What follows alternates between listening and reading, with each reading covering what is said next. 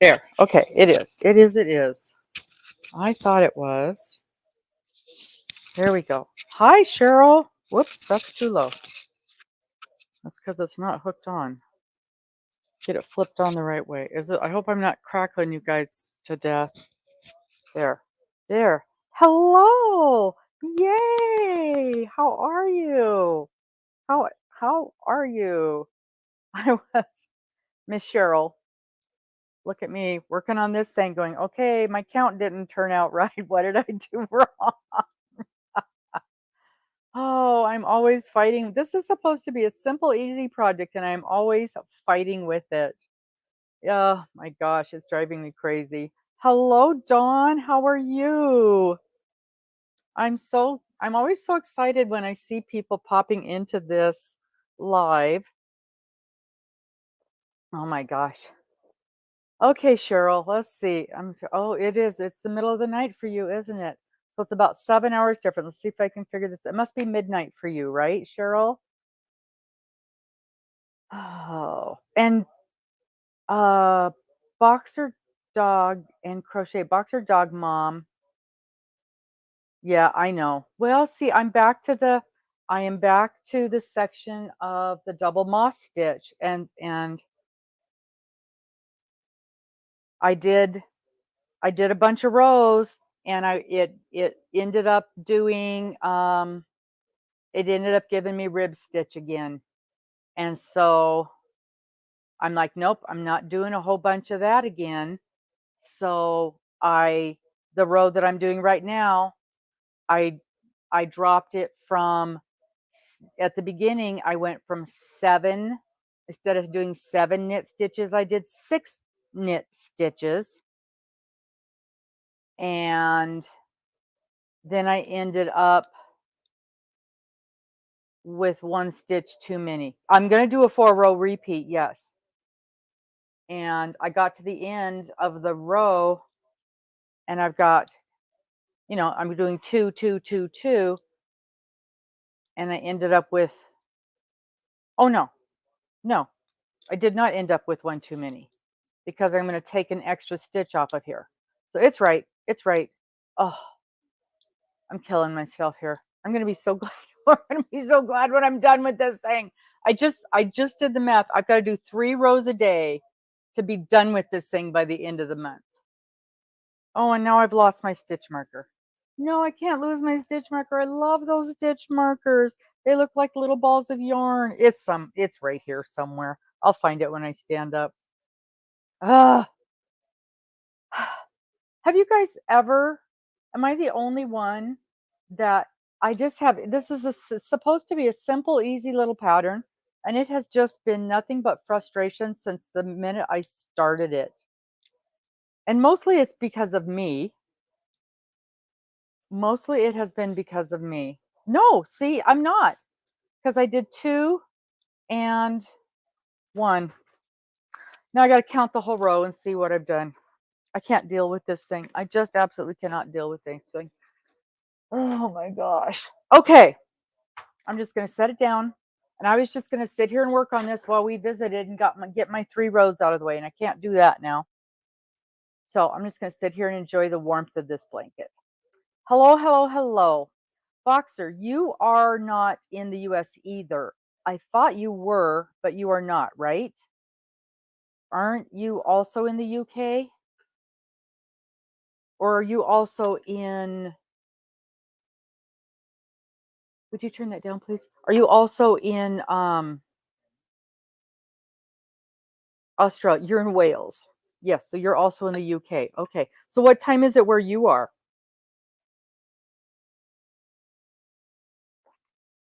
Oh, Cheryl, I'm not happy that you're having problems, but it certainly makes me happy that I'm not the only one having problems.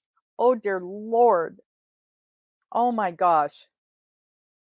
This thing though, why? Oh, oh, so it's 3 in the afternoon where you are. Okay, well that's much better. That's much more reasonable than poor Miss Cheryl coming on here in the middle of the night to to fix all my little ridiculous problems.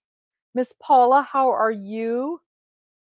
Okay, so let's get back. Let's let's get to the project at hand instead of the project that I am going crazy on. The Anthology Blanket. I'm very pleased. For once, I am very, very pleased.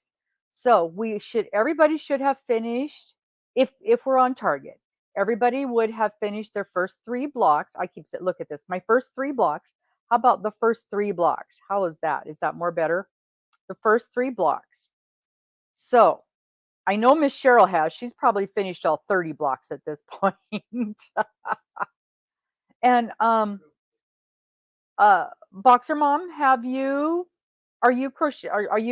knitting along with us, or are you just in here for moral support?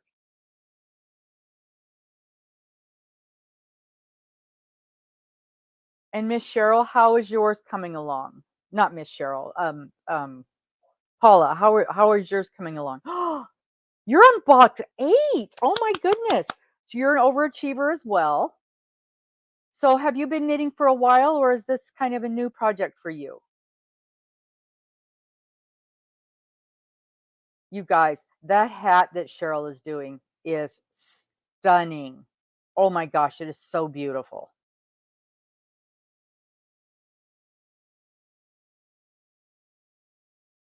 I'm so glad you're working with us. Working on block 5. Okay, good. So you're giving us a chance to catch up to you, Cheryl. Okay, so you've been knitting for a while. Okay. So this is easy peasy for you. Well, I hope that you stick with us because Miss Cheryl is going to be, well, she's in the process of designing. She's going to be designing and okay, so you're going to be working on a whip then, Paula. Um, Cheryl is designing a blanket, a knit along for us. That's going to be the next level from this one. This one is a as you know, this one is a very easy blanket. And she's going to ease us into one that is intermediate and with a few advanced touches. So I'm very excited about that because as she was explaining things to me, I was going, "Oh no, I can't do that. I can't do that. I can't do that." And she's like, "Relax. We're going to take it one step at a time. Everything will be explained. There will be videos for each step and don't let things scare you. Just do it one step at a time." And she says something about lace work, and I said, "I can't do lace work." And she's like, "You just did lace work. What do you think this is? This is lace work." And I'm like, oh, okay." I get a little excited. But I mean, I can't even get this count to work out. So I get I get flustered and I get frustrated. So, but she explains things so well and she shows us how to do things so well. I'm very excited. Hello, Miss Mary. So, once we get through this madness, then we're going to move on to Cheryl's knit along, and it's going to be explained very well, and we're going to have some wonderful elements that are going to allow us to grow into better knitters. So I'm very, very excited about that. So that is what's going to happen there. Oh, Cheryl, I know it's going to. I know it's going to. So everyone, Miss Mary, did you get your 3 blocks done? 3 blocks done. 3 blocks done. Oh, thank you. Mhm. Facebook group for what? Not for this. We have a Facebook group? Now I have to go look.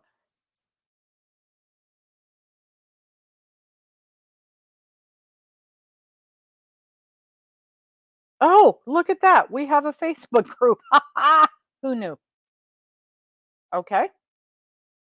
My membership is pending. Who's the who is Who's running it? Who's the admin? Oh, Mary, you're the administrator. Awesome. You did. Okay. You told me about it.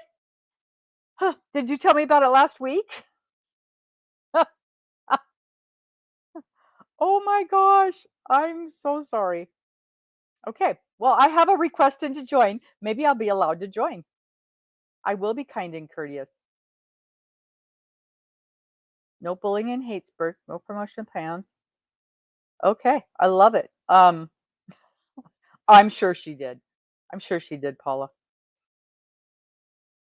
Um, no promotions and spams. So then does that cover no requests for Timu, whatever that Timu thing is that everybody asks for? I think that probably does. I love it. Oh, I have to answer questions. Please answer the questions. I agree to the rules. Okay. I agree. I love it. Submit. Okay. Okay. I submitted my request. That's funny. Funny, funny, funny. Oh, look, there we are. Oh, that's my Rocky kitty. That's my Rocky kitty cat. When we first started traveling, he was sitting on my lap. This picture, he was sitting on my lap helping me study. He was a big help when I was trying to study. Um, and when we first started traveling, he uh he was with us. It was Mr. and I and Rocky Kitty and the 3 dogs. And one of our first stops was in Arizona, and he was attacked and killed by the javelina pigs. So that's how we lost Rocky Kitty. Okay, how do I get out of this? Get back to where we are. All right. So, all right, Paula.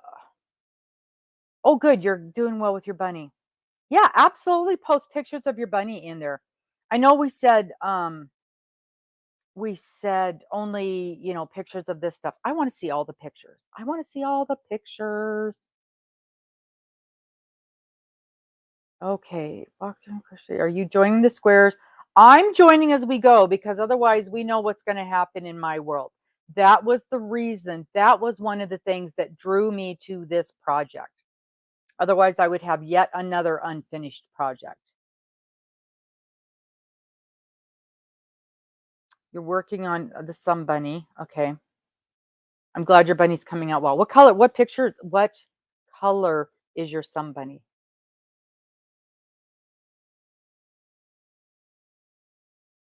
Yes, Paula. Are you going to get your knitting done? Are you going to get your knitting done? Or is it going to become a whip that sits in the corner forever?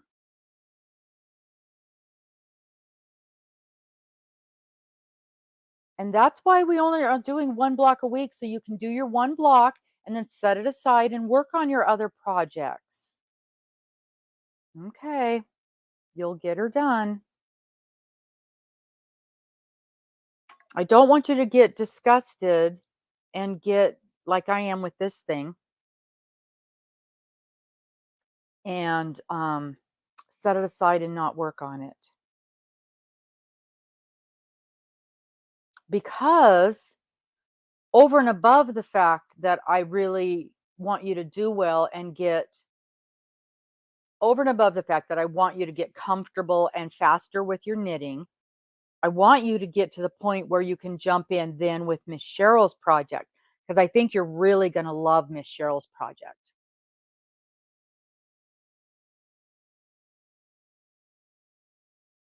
Okay, so let me show you what's going on with mine. I got my 3 blocks done, and you guys know I was struggling with it not being big enough, and I was struggling with not wanting to do 2 sets, 2 of each block. somebody had suggested that I make my blocks bigger, which I had loved that idea, but I really didn't want to start over and do my blocks again. And then I saw Pinky Jean, and she did some crochet around each block, and I loved that idea. I went and researched how we were going to be connecting these blocks, and it was basically crochet. We were crocheting the blocks together. We were connecting them exactly like we would be connecting them with crochet anyway.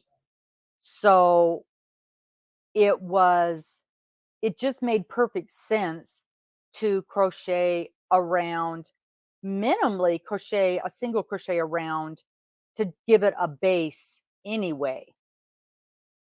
So I just took that further along and did exactly what Miss Pinky Jean did. And I'll tell you what, I could not have been more pleased with the results. So let me show you what I did. And I've got a lot of um, yarn hanging out because of when I finished the blocks, I had yarn hanging out. And then when I did my crochet around, I left yarn hanging out because I'm not quite sure. But then when I was done, I thought I really don't need all this yarn hanging out because of crocheting around. So I'm still learning as I go. So here's my 3 blocks. Doesn't it look good? I love it. I love it. I love it. I love it. Okay. So what I did exactly what Miss Pinky Jean did, which was, hi Amy. So took my block and I went around with crochet. I did 1 row of single crochet. I did 1 row of half double crochet, and I did 1 row of double crochet. And then I did single crochet to crochet the blocks together. And I'm doing my single crochet on the right side because I wanted the ridge to show. If you don't want the ridge to show, you're going to do it on the wrong side. And then it's going to look like that if you don't want that ridge to show. But I wanted my ridge to show. And I used, for obviously for the around the block and for my join, I'm using the same yarn that I'm going to use for my border, which I may not need much of a border now. It might just be a real simple border because of all of this work here. I'm using this. And I hope I've got another skein of this here. If not, I will have to pick one up. Or I may use a different color, like as just a base border color because of all of this going on inside. We'll see.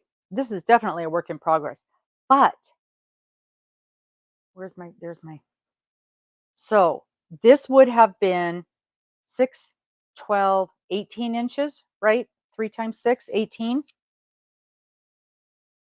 But with the additional um, adding on of all of that, it is 6, 12. That can't be right. 6, yeah. Well, and that one is still too big, but this thing is measuring 26 inches. That can't be right, but it is. It's stretching out is what it's doing. It is. It's stretching out, but it's way bigger than the 18 inches. It did. It added. Yeah, it added 18. It added 6 inches to the size just with those 3 blocks, and I'm loving it. I am loving the extra size that added to it with those 3 blocks. So I think this is gonna make me very, very, very happy, um, size-wise. And my blocks, I'm putting them together. Man, I probably should have done that. I guess, I don't care direction-wise as far as the block goes. but this was my first block. This was my first block. This was my second block. This was my third block. And actually, this should have gone this direction. Don't even care. Um, and so my next one will go here. So this was my first 5. And so it'll be this way as far as my colors go. And I wanted to,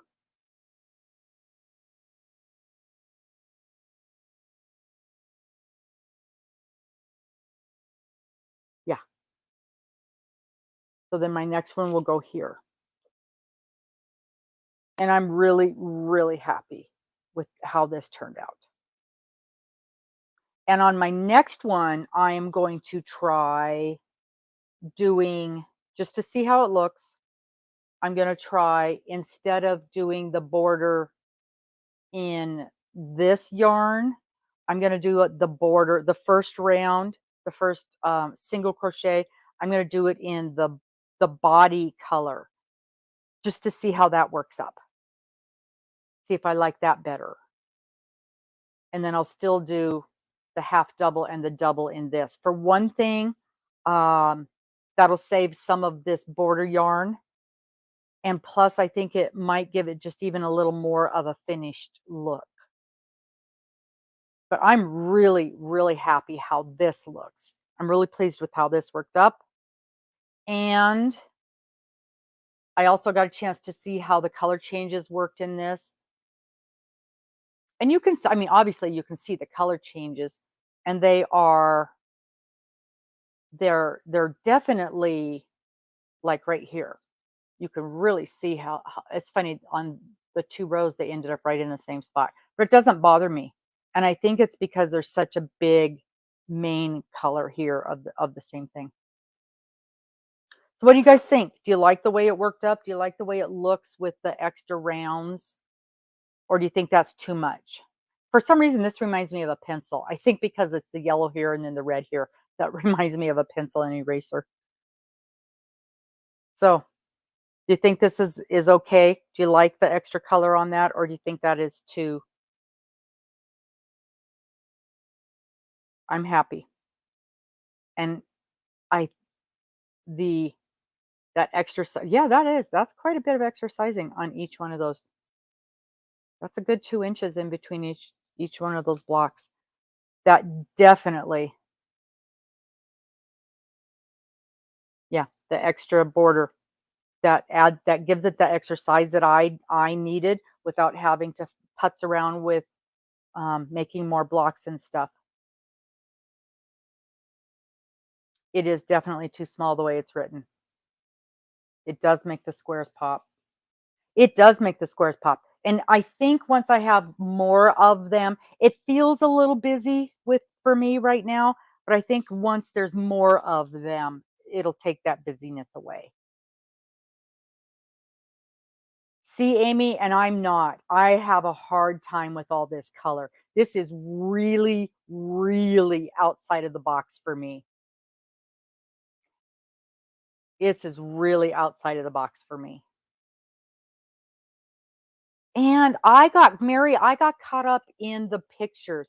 You know, I went to the Ravelry page and there was that great big beautiful picture, and I never stopped to look and say, "Hey, that's way more than 30 blocks."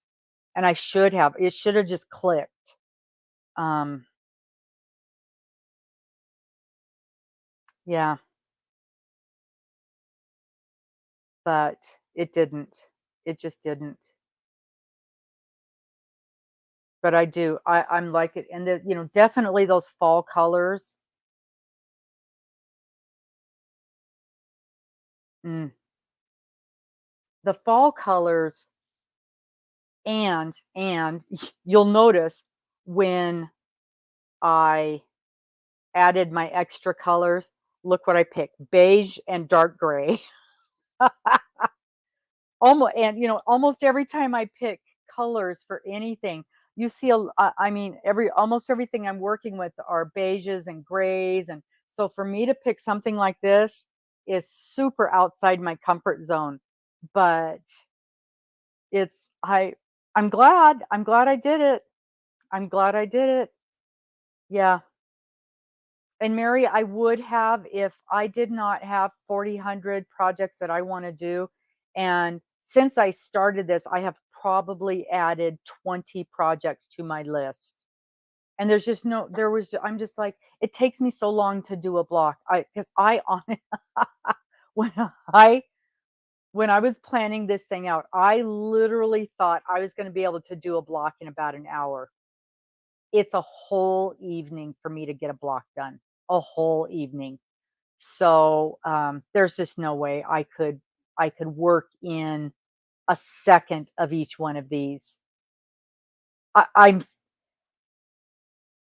when I did those rounds on there, I'm like, oh my gosh, crocheting is so much faster. Because I can do those 3 rounds on here, get the 3 rounds done, and sew the 2 blocks together in less than an hour.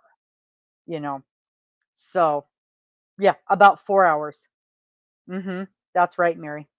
Doesn't take up hardly any yarn, but oh my gosh, the amount of time that it takes. Yeah, the pictures. We got caught up in the pictures, and I'm like, oh, these are so beautiful. And look at these blankies, all these beautiful blankies. And so I, I I'm happy though. The crochet edge around there.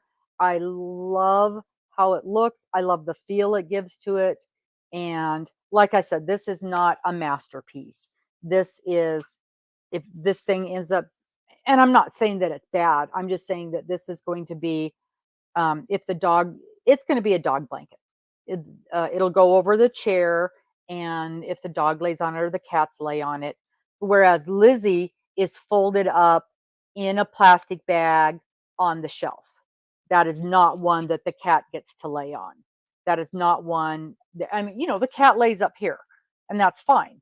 Um, this is supposed to be a shawl for me, and it's funny. Every time I go to work at the college at the theater, I think, oh, I wish I'd have brought this because I'm always cold, and this would be perfect to wear.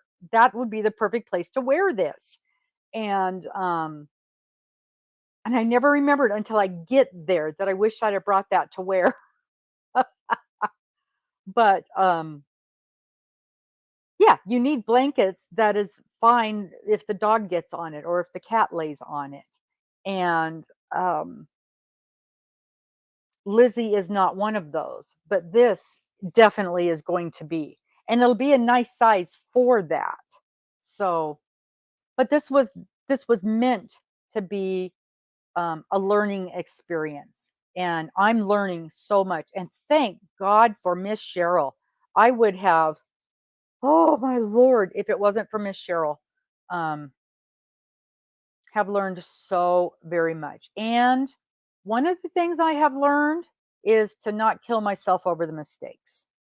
Just, you know, mistakes are going to happen. They are going to happen. Oh, I see one right there. No, I guess it's just the way it's pulled. I loved this block. Of all the blocks I've done so far, this one was my favorite. What is that? The broken rib or the mistake rib or something like that. I really like the way it looks. I like the look of it. So, ah, ah, you're one. I know she has been a lifesaver. Absolutely. No, it does not have to be a masterpiece, and good thing because it ain't. It ain't. But this thing, on the other hand, 3 rows a day and it's done. I cannot believe. How can I be off on my count, Cheryl? How can I be off on my count? I can't believe it. I'll do it. I'll do it. I'll do it. I'll figure it out. Um. So yeah. So get caught up if you're not. If you are, start on next week's block. Let's get ahead of the game. My next block is the gray one, and it is the, let's see what it is. Let's see what it is. I printed out the next 3 blocks, so I'm ready to go on that. So the next block is the Garter Ridge Square. Garter Ridge Square. And it was a pretty design as well. Mary, the only reason I want to get this done is because it's the next whip from my list, from last year's whips that I want to get finished. I'm counting it as for what's her name? Lori, Armchair Chef, for her. What's the name of her thing? What is her thing? The mystery yarn challenge for February. This will count. And the what are you making Thursday? What are you making Thursday? Yeah. What are you making Thursday group? Remember last month, the what are you making Thursday group, it was slippers. So in January we had to make slippers, and oh good Lord, did you see the mess I made? I hope that doesn't become a theme. Whatever we're making for the what are you making Thursday, mine is a mess. So what are you making Thursday for January was the slippers, and I got them done, but they were a mess. And so the what are you making Thursday for February is a blanket, and mine is a mess. So that's why I'm trying to get this finished, because it'll count for all three of those. And all of the yarn I'm using this is coming out of my stash. So it also counts for using my stash and Dana's what does she call hers? Something burning. I don't remember what she calls hers, but it's using up stash yarn. Burning Man, not Burning Man. Does anybody remember what she calls her thing? Scorched Earth. Yeah, Scorched Earth. So see, plus I love the yarn. I really liked the yarn. It's the Woolies Thick and Quick. I am really surprised. This is only my third skein. So I'll probably end up using 4 skeins on this blanket. I love the working up. It works up very, very nicely. And it works up fast. I mean, I can really, although I'll tell you what, these needles, and I'm not sure what needles they are. I don't know if I'm going to have to not use them, if I'm going to have to get rid of them. But this needle at the connection, it's getting super rough. And it's almost, it's rubbing against my hands at the connection. I think I've done wore them out. Yeah, it's definitely coming apart there. So when I am done with this project, I might have to, and I think I bought these needles for this project. So I think this, yeah, I think that's where this came from originally. Because I got this from Mary, I got this from Charm Grammy Crochet, Lynette, last year. That's when I started it. Because Lynette started this last year when she was learning how to knit. And that's when I started doing this. So that's probably where, and her and Mad Mimi are kind of in the same little group. And yes, it is. It is, Cheryl.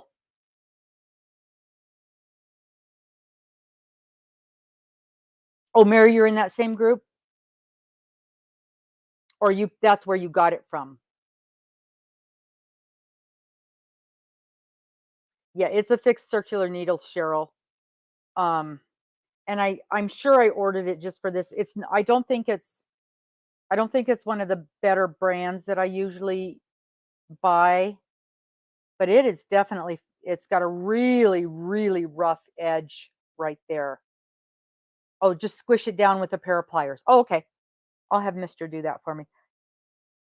But yeah, I've noticed the last several days it's got and I'll bet you I can put some clear fingernail polish on there to kind of soften that edge a little bit too.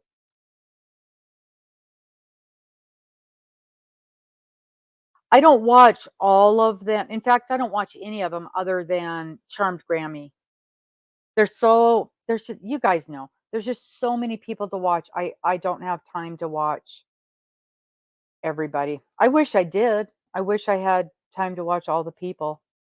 Um, there's probably a dozen people that I watch all the time, and then there's probably another dozen that if I happen to catch them, I make sure and watch them.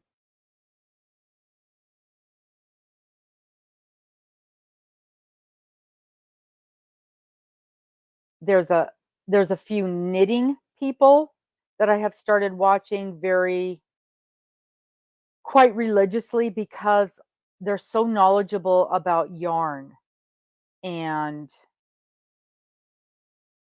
fiber and technique that I've been watching them. Especially, I picked up a lot of them at Christmas when everybody was doing um, the Advent stuff. And I learned a lot about different indie dyers and different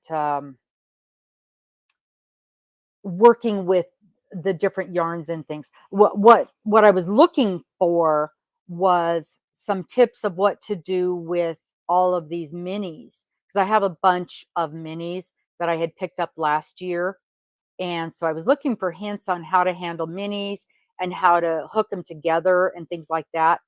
Yeah, I do the same thing, Cheryl. And I kind of got I kind of got I don't want to say hooked, but I kind of was enjoying a few people's channels and just they're so knowledgeable about the yarn and I really really started enjoying watching them. And I learned about garment design and even though they're very heavy into some of them do knit and crochet and some of them just do knitting, but you know, learning about things about sizing and garment design and color and you know, that stuff is universal.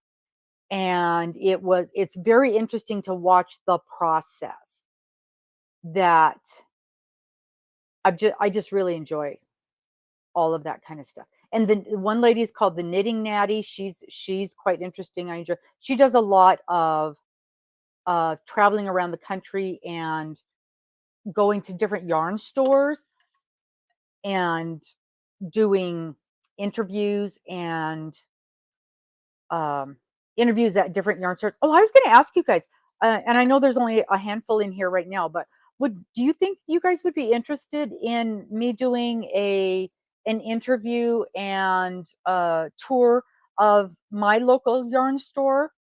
They are. It's kind of interesting because it's a it's a big yarn. I mean, it's not huge like some yarn stores are, but it's different because it's in an old factory building. So it's this big old brick building. It's 2 levels and they have the main level is all yarn and they're very heavy into Cascade yarn, you know, the company Cascade, which actually is here out of Washington. And they've got a lot of Noro, but I would say, and this is just off the top of my head, probably 60 or 70% Cascade yarn. They've got a lot of Noro yarn. And then they have some hand dyed yarn, local, not I don't want to say local, but hand dyed yarns. And then you go up this ramp and then it's spinning. It's spinning and what's that stuff? Weaving and then tons and tons and tons of what's that stuff called that isn't dyed yet? The raw. It's not dyed and it's not spun. Um, what is that stuff called? There's a word for it. It's roving. Yes. Tons and tons and tons of roving. And they teach all of that stuff there too. And I've half thought about doing, because that's where I do my knitting lessons. So and the owner is the one that does the knitting lessons. And I've half thought about doing a live, maybe not a live, doing a live would be fun. A live would be fun. And then we could wander around and do a tour. Maybe that would be fun. Maybe I'll try to do a Sunday afternoon live or a midweek live. Maybe I'll do a midweek live, and when she's not as busy, and then we can tour the main floor and then go upstairs and tour where she does the roving. That would be fun, wouldn't it?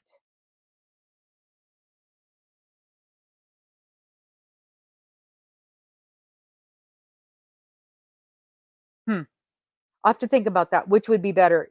Either we could either do it as a live, or we could do it as a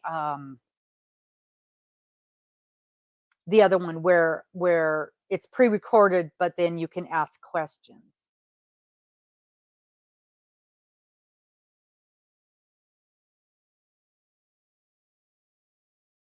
I mean, less customers are in the store. Yeah, I'll talk to her and see when a better time would be. Yeah, when I go in there today, I'll ask her about that. Yeah, I because I've been it's really cold in there right now because it's an old factory. Um it's an old brick building. It is freaking cold in there. I sit in there with my coat on and um a blanket over my lap when I'm working. But I have been thinking that that would be because of the 2 different types of stuff they have in there, that it would be really fun to do an interview in there. So, yeah, I'll talk to her about that today. Mhm, mhm. Oh, she's got a lot of workers. Well, not a lot. She's got 3 or 4 workers, and, um, one of the other workers might be, I mean, I don't know, but one of the other workers might be one of the ones to talk to about the roving and the spinning and that kinda stuff. Yeah, I'll talk to her and see, and it might actually be better to do a filmed interview so that we can have the breaks and do this stuff here and then that stuff there. But do you think that would be a fun, you think people would be interested in watching that? And her kids are there. She homeschools. So she's such a cool lady because she her and her family live in a converted school bus. She's got 6 kiddos and they live in a converted school bus.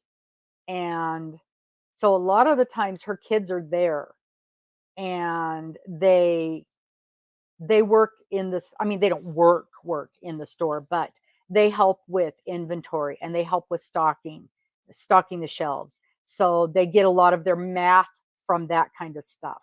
She's always asking them, okay, if we need to make this much money and the cost of product is this, how much do we have to charge for it? So real school math stuff.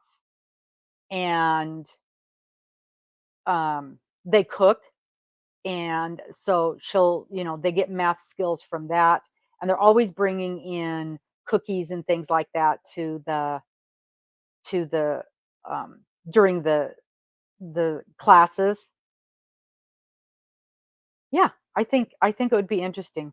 And people like to see the yarn stores.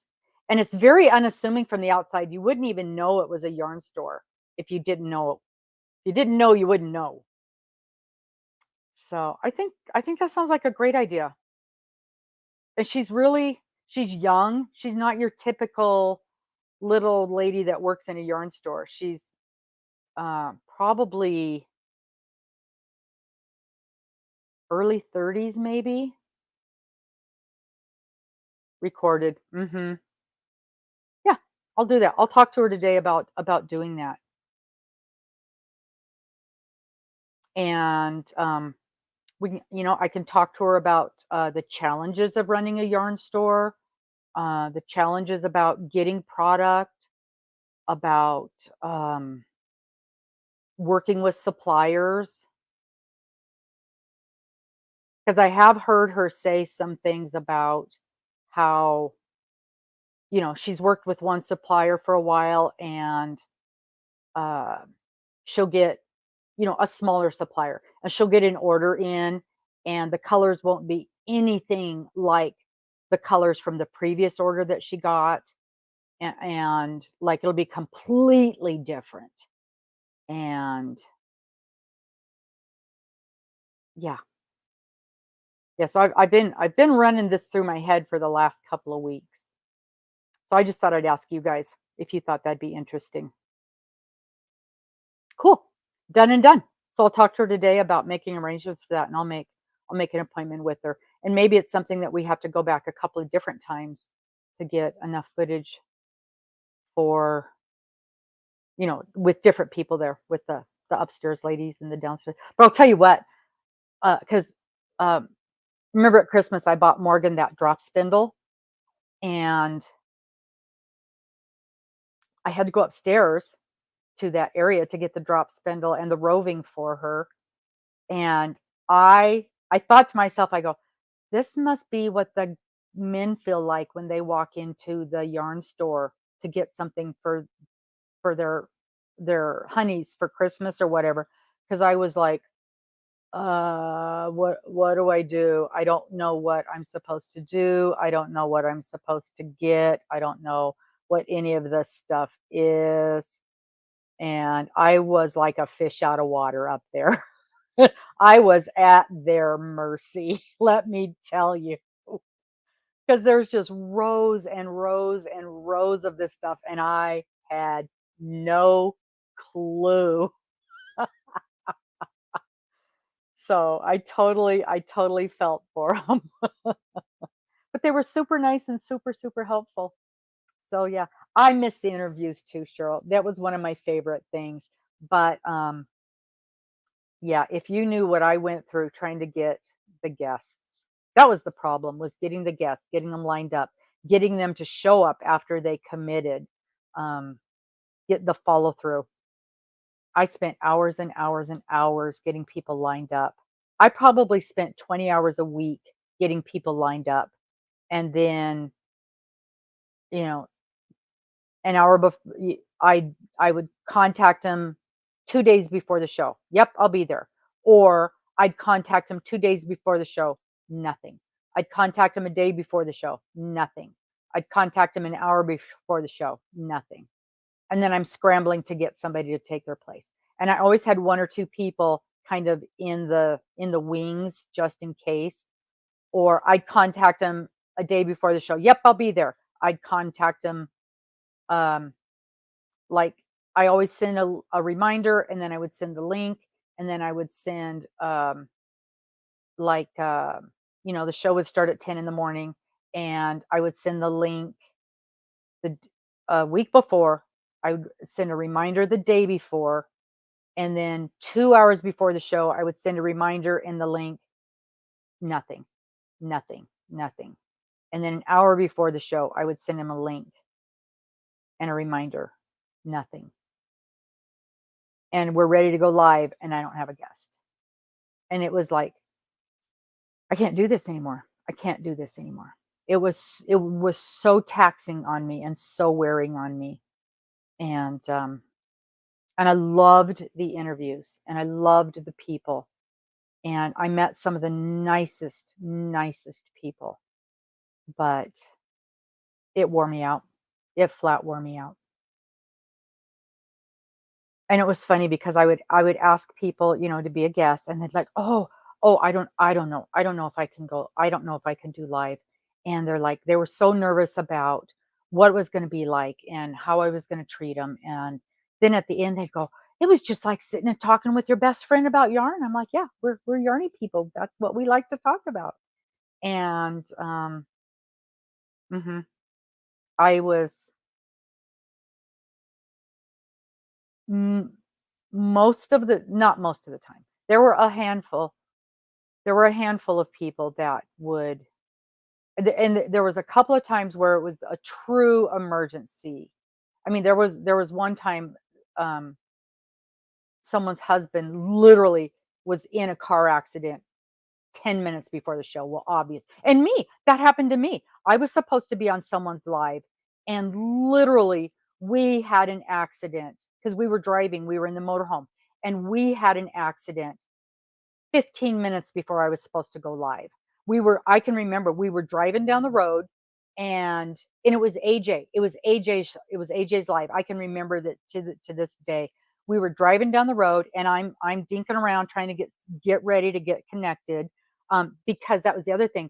When we were driving, we didn't always have good internet, and I warned her, "Hey, I'm willing to go live, but if the internet, because you're driving down the road, who knows what the internet's going to be like." So I'm dinking around trying to get the internet right, and we hear this terrible noise, and the roof of the RV literally peeled off. We could hear it peeling off the top of the RV. And, we're like, "Oh, no, what is happening?" So we had to immediately pull over, and it's like, I can't take the time to connect with her, call her, and it's like, we pull over to the side of the road, and the roof of the RV is peeling away from so let's see. Think of like a school bus, how it kind of rounds on that corner. So where it rounded down and connected here, it had separated. And so as we're driving down the road, this part had just peeled off. So we spent the next like 6 hours, and we're in the middle of nowhere. There's no town, there's no city, there's nothing. Of course, it's 6 o'clock on a Friday night, and so we spent the next several hours. Oh, and of course, it's always a windstorm, rainstorm. And so Mr. has to crawl up on top of this thing and try to figure out a way to keep this in one piece. And so he pulled over, and I think we limped into some dinky, teeny tiny little town, into a they had a little, like, sort of a park thing, and, I don't know what we did. I think he found some pieces of wood and put the pieces of wood on there and then used duct tape to hold it down. And he is such a good he is so good at MacGyvering things together, and, then we limped in and I mean limped into, I think the next town was 50 miles away, and got us into the next town until we could figure something out. But I felt terrible because I know what it's like for something like that to happen. So I called her when I finally could, and I saw her live, and she's like, "Well, Robin is supposed to be here. I hope everything's okay." And I think after at some point I was able to like text into a live.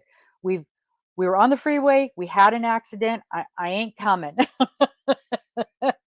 And but so I know what it's like. I've been on both ends of that. But yeah, and I've had people just completely ghost me and never heard a word from them. And so, but that's honestly, that is why I quit doing the interviews. Is it literally was a full-time job getting people and keeping up with people. And I was booking people 8 weeks in advance, to because you can't do too far in advance because things happen, and you can't do it too short in advance because then you won't have a show. And but I loved them. I loved the interviews, and I would still do, um I thought I would still do occasionally do an interview as something popped up, and as I ran into interesting situations, and it kinda just hasn't happened. Oh, yeah. We had so many things, Amy, we had so many different things happen on the road. Always, always something was happening. We were driving down the road in Arizona one time, and you know those, the awnings, those great big awnings that come out on the side? So we're driving down the road in Arizona on the freeway, and again, we hear this terrible sound. The entire awning, 20-foot long awning, just ripped off the side of the RV. And we could see it in this, and it's on my side. We could see it in the side mirror, just a missile, the side of the RV just gone.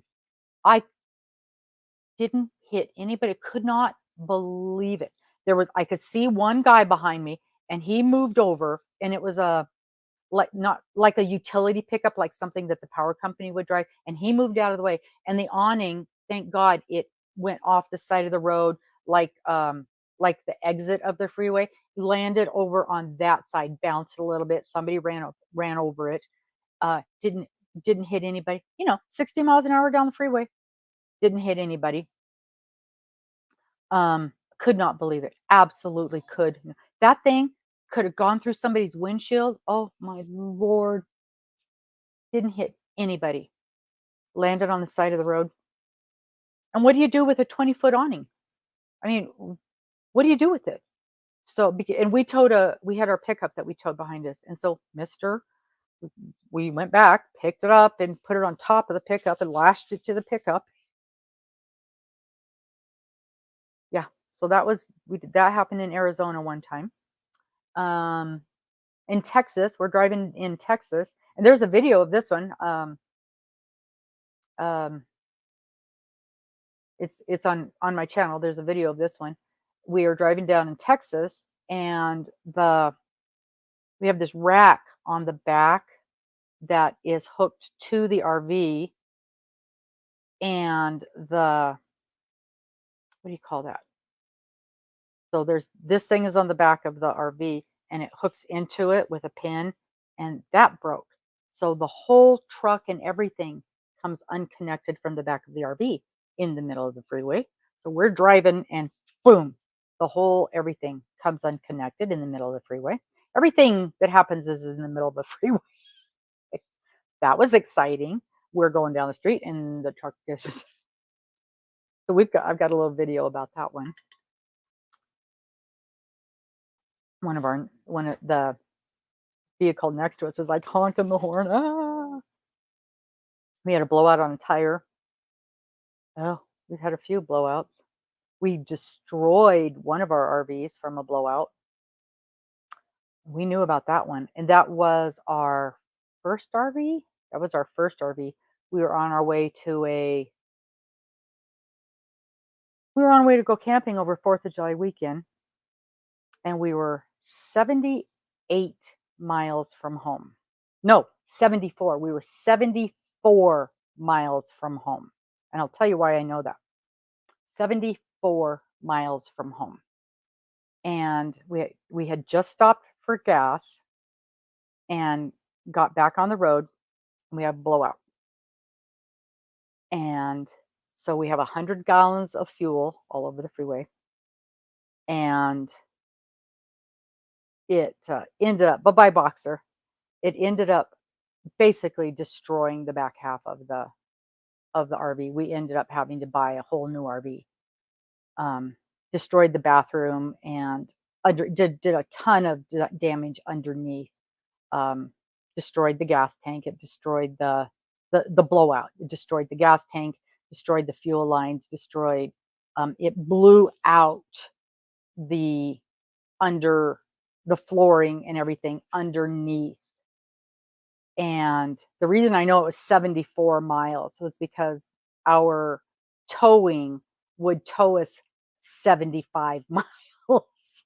So we lucked out there. But people will always say, "Oh, wasn't traveling the country in an RV so much fun?" And I always go, "Well, it had its ups and downs." And it was an adventure, and we saw some of the most amazing things.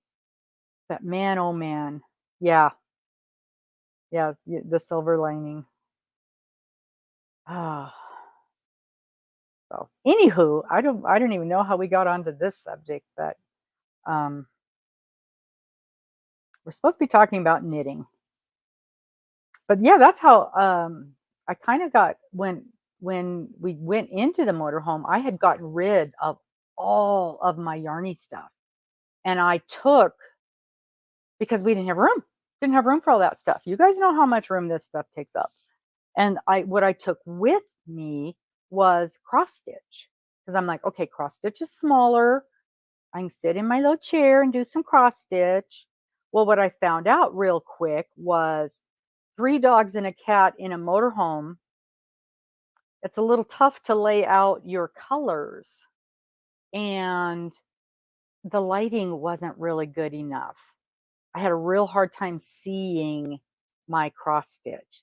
And so I didn't do I hardly worked on any cross stitch. And it wasn't until we got settled, and I got to work remote. That's the only reason we were able to go out on the road was because I worked for a hospital system and I was able to work remote. And so the dining room table was all set up with my computer stuff. And I by the time I was done at the end of the day, I was exhausted. And so I really couldn't focus on anything. And so once I retired from the hospital, and then I wasn't looking at a screen for 10 hours a day, that's when I picked up my crafts again. And between the dogs and not having a place to spread out my thread to do the cross stitch, and really honestly my vision wasn't good enough to do the little stuff again. That's when I picked up the crochet again, and I was able to do that in the motorhome. I could work on a project like this with the yarn and a crochet hook, and it didn't take up I didn't have to spread out. And for those of you that do cross stitch, you've got to have all of your different colors, and it wasn't conducive. And I thought it would be easy to work in that kind of an environment, and it really wasn't. And mostly it was, dog tails was a problem. Dog tails. And so it wasn't a problem with the yarn. And so that's how I morphed back into crochet. So, and that's how it got me where I am today. And really, I really hadn't known about YouTube until we sort of got settled. And I don't even know. Well, it was one of my grandkids really introduced me to YouTube. Um, he showed me he showed me what YouTube was, and that's when I realized that crochet on YouTube was even a thing. And I don't remember. I think honestly, probably Bag a Day was probably the first, like all of us, was probably one of the first crochet things that I watched. And Lynette, Charmed Grammy, was one of the first channels that I watched and subscribed to. And another gal that I cannot remember her name now. She's very, very, very shy. Um, and what is his name? We like him a lot. He went away and then he came back, and he's very smells like yarn guy. I got not hooked up with him, but um, started watching him. And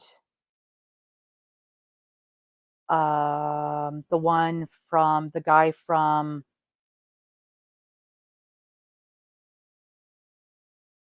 oh yeah, the guy from, yeah, smells great guy. Uh-huh. And the guy from Canada, I really like him. I don't watch him as much anymore, but I really like his videos. What is his name? He's very proper. And of course, um, Well, and you know what's funny is yes, Gary, Gary. Mhm. I ran into Dana, not from her crochet channel, but she had a channel for her. She has 2 channels, and it wasn't the crochet channel, it was her other channel. The, all that's coming into my head is Melaleuca because that's the one I do. Um, oh my gosh, and I love the stuff, the cleaning stuff. Yes, 2 ponies, Dana 2 ponies, and I ran into that one first, and I'm like, "What is this? I don't wanna hear about this stuff." And then she said yeah, the LOC, and I'm like, "Oh, I love LOC, I've been using that for years." And, I'm like, "Oh, I can buy some LOC from her." And then she said something about yarn and crochet, and then I somehow I got to her crochet channel, and she and Connie, and then I got connected with Connie, and I got connected with, the crazy cat lady, and then I was hooked, and then I was hooked. And Connie and crazy cat lady invited me up to come on their channel, and I'm like, "Oh, I can't do that." And I did. So I was on Connie's first, and then I was on Crazy Cat Lady, and I'm like, "Well, if they can do it, I can do it." Crystal. And then I had, um, Dana was my very, very first guest. And of course, you know Dana.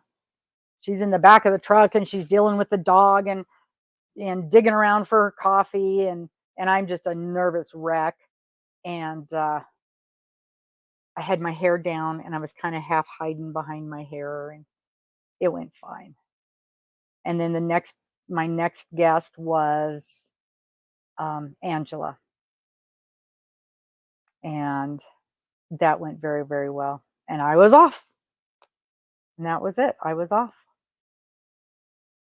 and I had my little script, and I had all my questions, and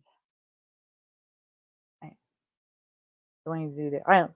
Half the time, I don't even know what I'm going to talk about anymore. I just turn the camera on and go. When I do my weekly things, I have I mean, I know what I'm going to talk about. You know, my Finish It Fridays, I know which projects I'm gonna talk about, or when I do an unboxing, I know I'm gonna show this. That's as far as it goes. And sometimes I'll make a little note, it's like, "Don't forget to mention this." But that's only because my brain, I can't remember anything, as you guys well know. I can't remember anything. But other than that, or I'll write down the name of a channel that I want to mention or the name of a company. Um, the name, if I'm showing a pattern, I want to make sure and write down the name of the person's pattern to give them credit for something. But other than that, everything is by the seat of my pants.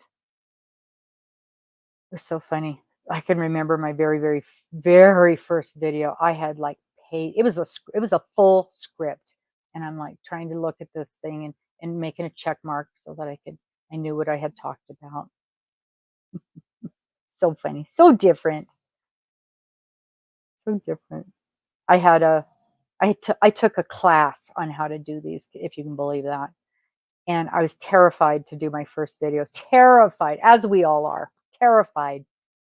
And finally, this one guy, he says, and he's pretty big. He's got a huge channel, and he said, "Just do it." He goes, "Just do your first video. Nobody's going to see it anyway. Just do it." He was right. I don't think I had 20 people see my first video. So it's fun. It's fun to do the videos. It's very much a learning experience, and boy, do they morph. And I think you have to.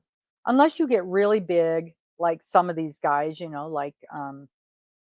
like Gary, um, and um, like Bag a Day. Unless you get really big like those guys, you have to change and you have to grow. Um, very stiff. Yeah, very stiff, your first ones, the tutorials. And I I think I would like to do some tutorials, but I don't think I have anything to teach. I've got some ideas, and actually I do. I still do have some ideas for some tutorials that I will, and it's surprisingly, it's the knitting machine thing is where I'm going to do some tutorials. I am not good enough of a crocheter to teach you guys anything. There are too many very good teachers out there, like Miss Cheryl, to be teaching anybody how to do anything. So, um, and maybe every now and again, I think, I should do a little video on this because, and like the other day when I showed that new crochet hook, I don't mind showing off a new yarn. I don't mind showing off a new tool, but I'm not going to be teaching anybody how to crochet anything. So, yeah. Yeah. And that's it. When you're doing a video and you're just talking to your friends. And that's kind of the when you're doing that and you get that feel across to people, it really does help. It really does help. Um, well, folks, this is we're supposed to be talking about this. I'm super happy that these are turning out nicely. Okay, you do that. Or you know what you can do, Cheryl? You can start out saying, "Hi, Robin, this is what we're going to talk about today," and then push live, then push record. Then you don't have to edit things. I'm a terrible editor. I had an editing tool on my other computer, and I don't have it on this one. So, good. I'm glad, Paula. Good. I'm very happy. I really want you guys to use this project as a practice piece. That's what I'm doing. I mean, this is no great shakes. And there's I think every single block I'm making has at least one little mistake in it. And that's fine. I I don't care. This is a very relaxed, very laid back. It's got every block has mistakes. I am not ripping out mistakes.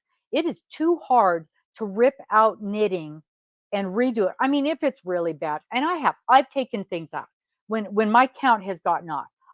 I've knit back a half a row. I'm not knitting back 4 rows. It's not happening. Um, there's a mistake right here, right there. There is there is a mistake. Where is it? Right here. And I don't even know what it is. I don't know if it's some little weird. There it is. I don't know what it is. I can't even tell you what that mistake is.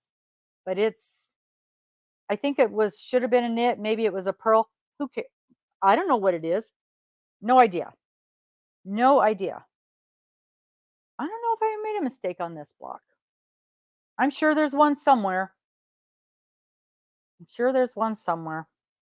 But good Lord, did I do an entire block without a mistake? That can't be. Well, maybe I did. Maybe I did an entire block without a mistake. But, you know, and again, I said that last week, like that song said, I've learned more from the mistakes than I have from the project. And um if we don't make mistakes, we don't learn how to fix them. So that's what this whole entire project was meant to be, was how to learn to deal with all these different things. Yes, I am learning different stitches, but honestly, I am learning I am learning knitting. I am learning how to deal with mistakes. I am learning how to deal with gauge. I am learning all these things that I don't have someone to sit next to me and show me how to accomplish. I'm learning how to put blocks together. I'm learning how to um, block.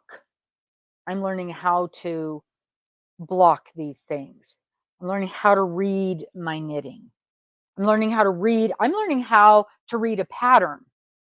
Um, I'm learning how to find mistakes in patterns. Because of doing this, I knew right away that there was a problem in this pattern. If I hadn't have done, if I hadn't have just done this block, I would not have known that there was a mistake in this pattern. And I think that right there was worth the price of admission. I would not have known that the fact that this was too small. Oh, well, there's an easy fix for that. We'll just put some crocheted borders around the edges. Hey, we can mix knit and crochet and be extremely happy with the results. Oh, we don't like the size of this. Here's 4 different ways to take care of that instead of just pouting in the corner like I was doing.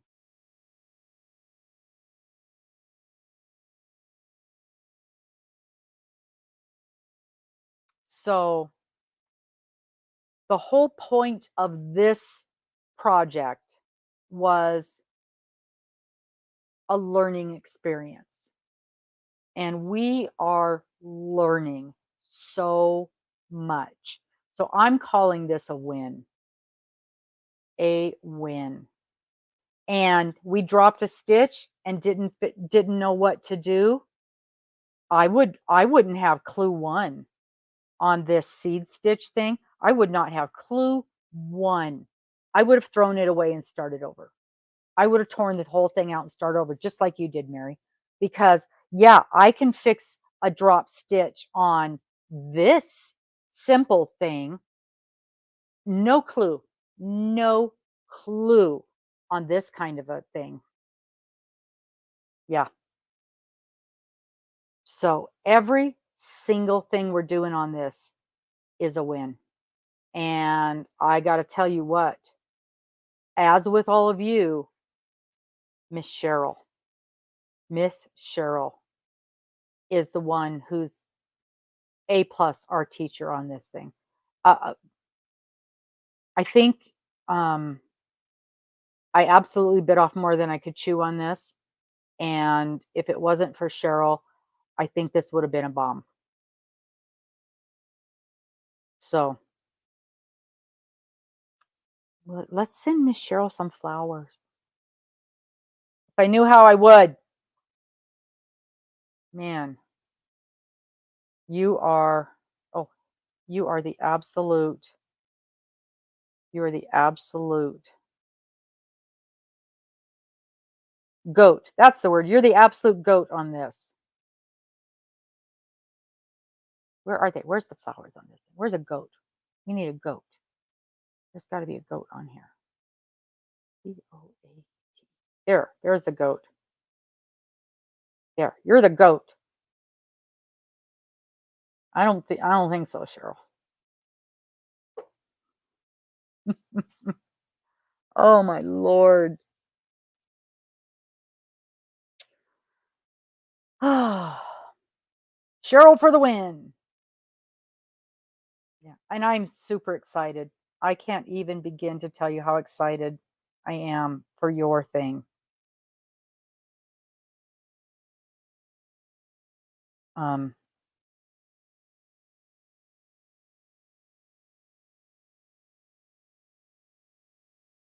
Oh, that's funny. Yep, greatest of all time. Woo! Yeah, here. This is you. Woo! Greatest of all time. No, I'd never even heard of it. Never even heard of it. Yeah, you told me that. I'm like, done. And I can remember it. I can remember how to do it. I can remember how to do it. And I use a little bit bigger crochet hook than the size knitting needle I'm using. So it's a little bit looser of a cast on. Mhm, mhm, mhm. Mm. Greatest of all time. Okay, folks, I have I got some cleaning to do. Um, yeah, I'm going to. I am going to. I showed you my finished 100% finished. I still have to weave in the 2 ends. And for knitting class today, I am going to take that cowl that I started at at the Yarny Social last fall because it's not stranded work, but it's color work and it's working with 2 needles, and I haven't touched it since last October, and I would like so I count it as a whip, and I can't remember how to do it. And I just need to get in the rhythm of it. So and today is my last, class, my last so at this place, we pay for each individual knitting class, and so I've already prepaid for today. So, I'm gonna have her show me how to weave in ends in knitting because I wanna do it right, and then I'm gonna have her just remind me how to do that color work with both because it's 2 colors, and you work like this, work 1 color with each hand. And that's what I'm going to do in knitting class today. And then I won't pay for another knitting class until I get those 2 projects done. But I want to get that second sock cast on because I won't need, when I get down to the heel, I will probably pay for a class and have her show me about picking up. I don't know. I like sitting over there and doing that. We'll see. I definitely will. But I also want to make that hat, which is color work. Oh, okay. So you just do it. Okay. And the whole thing is a rib stitch, so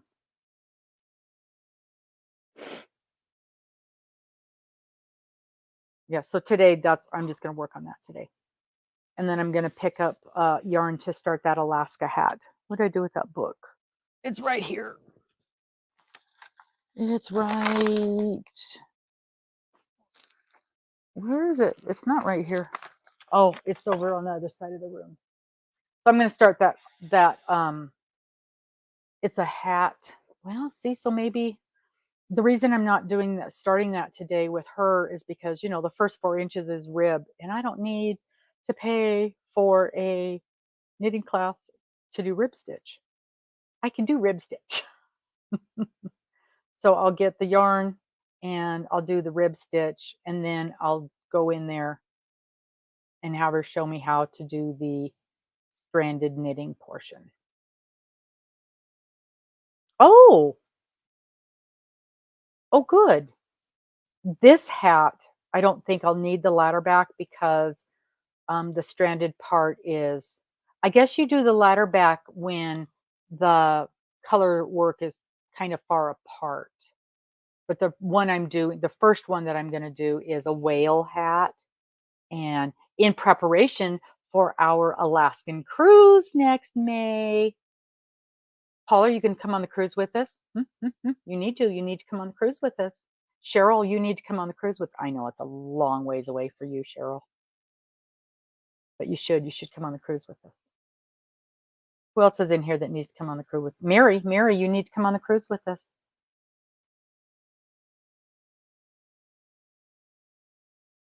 Miss Amy, are you still here? Lori, armchair chef, she signed up. She's coming with us. I know. I know. Yes, from one end of the globe to the other. It's going to be beautiful. And it's a good time of the year. Um, do you guys have whales down there, Cheryl? Do the whales come down there? I don't remember. You know what? I almost did. I almost signed up for after you and I spoke last week, I got an ad for they call it a anything within 3 months, the cruise people consider last minute. And I almost signed up for a last minute cruise to Australia. And it would have gone the end of March. And it was very, very reasonable. But what happens with those last minute cruises is the cruise is very reasonable. And I mean, it would have been, for both Mr. and I, it would have been on a 12-day cruise with a balcony. And it was a 12-day Australian cruise with a balcony. The cruise itself would have been in the neighborhood of less than $2,000, which is phenomenal for a cruise of that length. Phenomenal. But the airfare is what gets you when it's that short of a time frame. And I didn't even look up the airfare because I knew it would have been horrific. But I still have to pay for that other cruise. And we've got some other bills we've got to get. Mr. and I both have had significant dental work,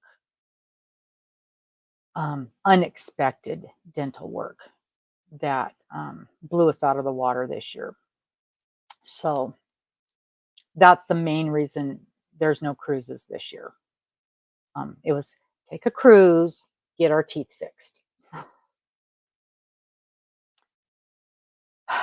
Adulting, not fun. So, yeah, there's that. But, boy, it was so tempting. It was so tempting.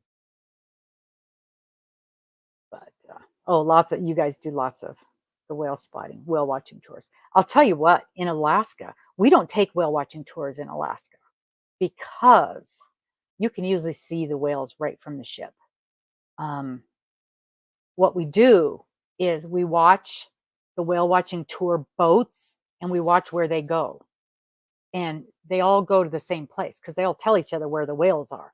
And so they just go zoop, and that's where all the whales are. And so we just sit on the boat and watch where the whale watching boats go to, and we watch the whales.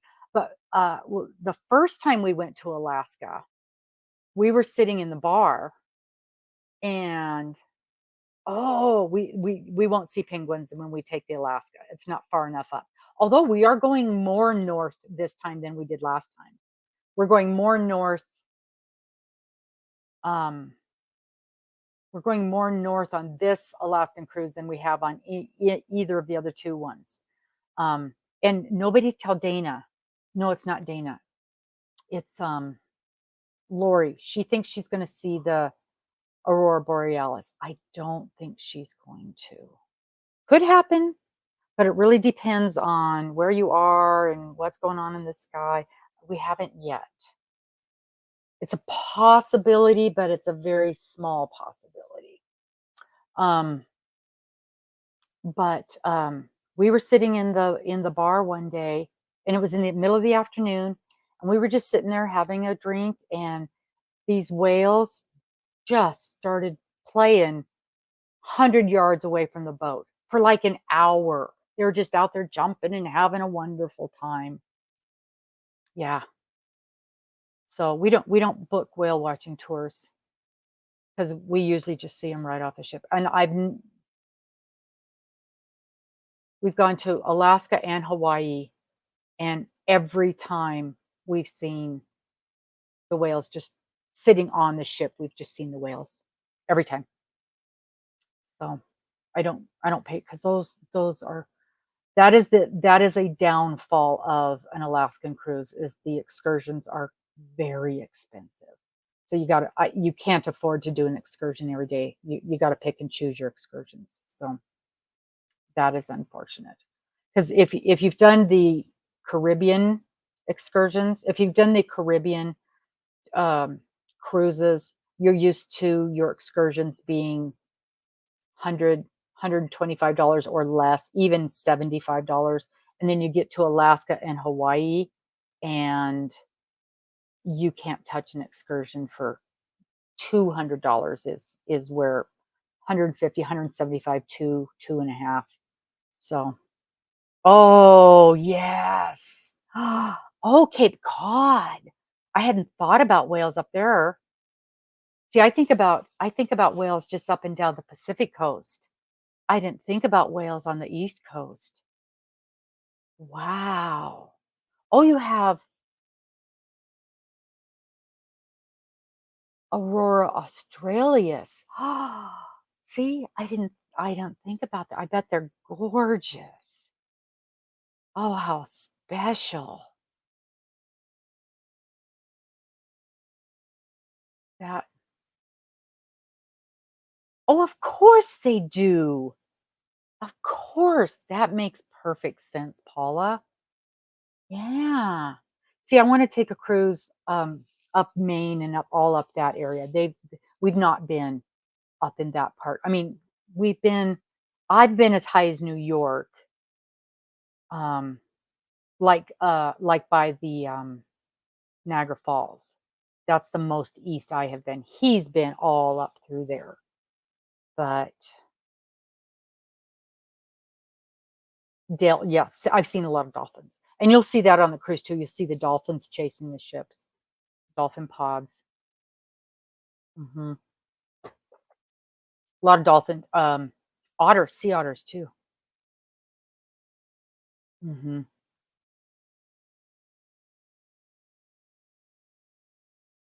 How fun. Yeah. Um,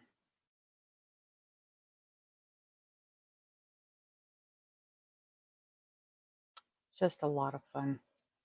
Yeah, I gotta start paying for that thing. I haven't other than putting my deposit down, I haven't even thought about paying for that. Um, and Miss Morgan's going with us. So see, we've got that third person in the cabin. That's the trick with the cruises. If you can get the cabin and get that third person in the cabin, then that makes it so much more affordable. Um, so because the third person, your first two people, and the specials that right usually they have, it's like the first person is basically full price, and then the second person they usually say is half price or 70% off, something like that. You get that third person in there, the third and fourth person are usually $200 or $250, something like that. Well, then you divide that up by three people, and now that drops those prices down to so reasonable, so reasonable. And so that's what we were able to do this time. And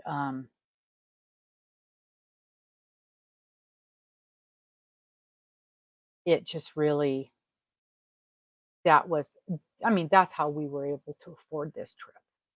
Um, Now, the third person doesn't always get all the same perks as the first two, but even when you do an add on, like as a for instance, the and we don't get that many of them because they really have cut that down. The dining package, I think the first two people get, I think we get two specialty dining, but you can buy the specialty dining package for $100. So you just buy that for the third person, and then we will split that package between the three of us. So it costs, 33 bucks each for us to get her that specialty dining. So it's, to save $600 to spend 33. That's a no-brainer. And she still gets the free um, beverage package. The third person gets the beverage package. So, yeah.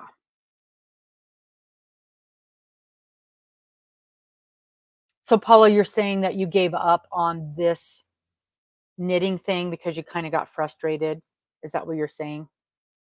And tell me about it. Sometimes I think you just need to set a project aside, give yourself a chance to breathe, put it in timeout, regroup, and start over. There's nothing wrong with that. You just got to give your brain a rest. This thing, it's this double moss stitch. And Cheryl, I kind of feel like I just want to do a different stitch. I cannot believe I'm having the exact same freaking problem that I had the first time I did it. I'm going to count. Everybody count with me and see if I counted wrong when I went the first time. I understand. I understand 100,000%. This double moss stitch should not be that difficult. It is an easy pattern. Okay, so I did it with the 7 knits and it didn't work. Okay, so then this time around, should I have done 8? I did 6. I did 6 knits and I should have done 8 knits. But even with 6 knits, it still should have worked out right. So help me count. Okay, so I did 6 knits. So then it's knit, purl. Did I mess it up right out of the gate? Knit, purl, knit, knit, purl. I did. I messed it up right out of the gate. Like the 4th one. I'm just going to finish this row. I'm just going to finish this row and start over again on the next row. I cannot believe what a pain this thing is. I could do that. Just do the single moss stitch, and because who cares? And I'm going to have you walk me through it. So I'm going to do 7 knits for my border. Yeah, I have. So every time, because this thing rubs against my palm and it's really rough right there. So just have him squeeze that with the pliers and then put some clear polish on that.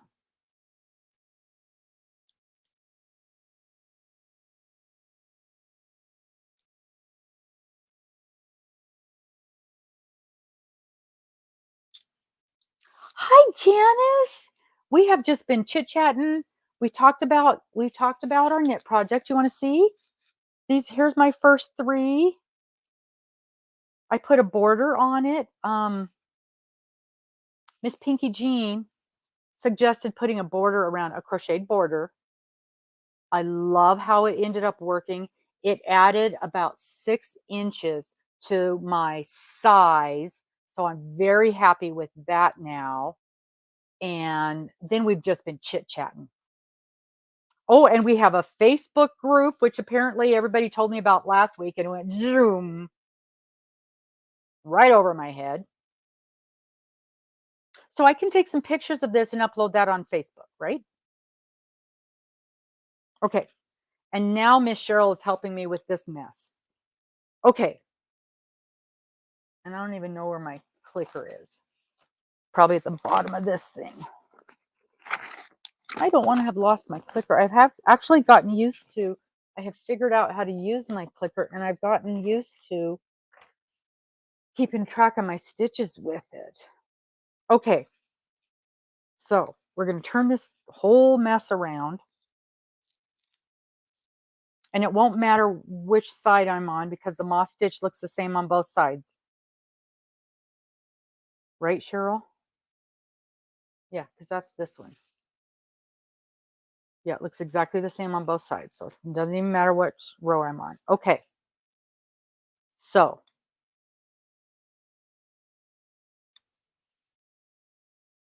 Dang it, I wish and it's right here. I had it a minute ago.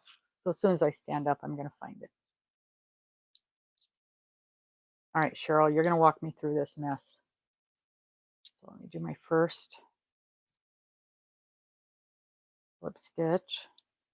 All right, now, normally here, Cheryl, I would do 6, well, it would be 7. Let's say 7. The first 7 stitches would be knit for my border.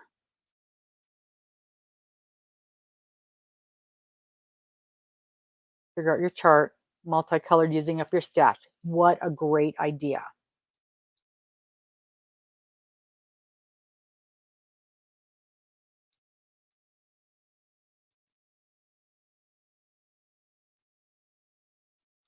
Three,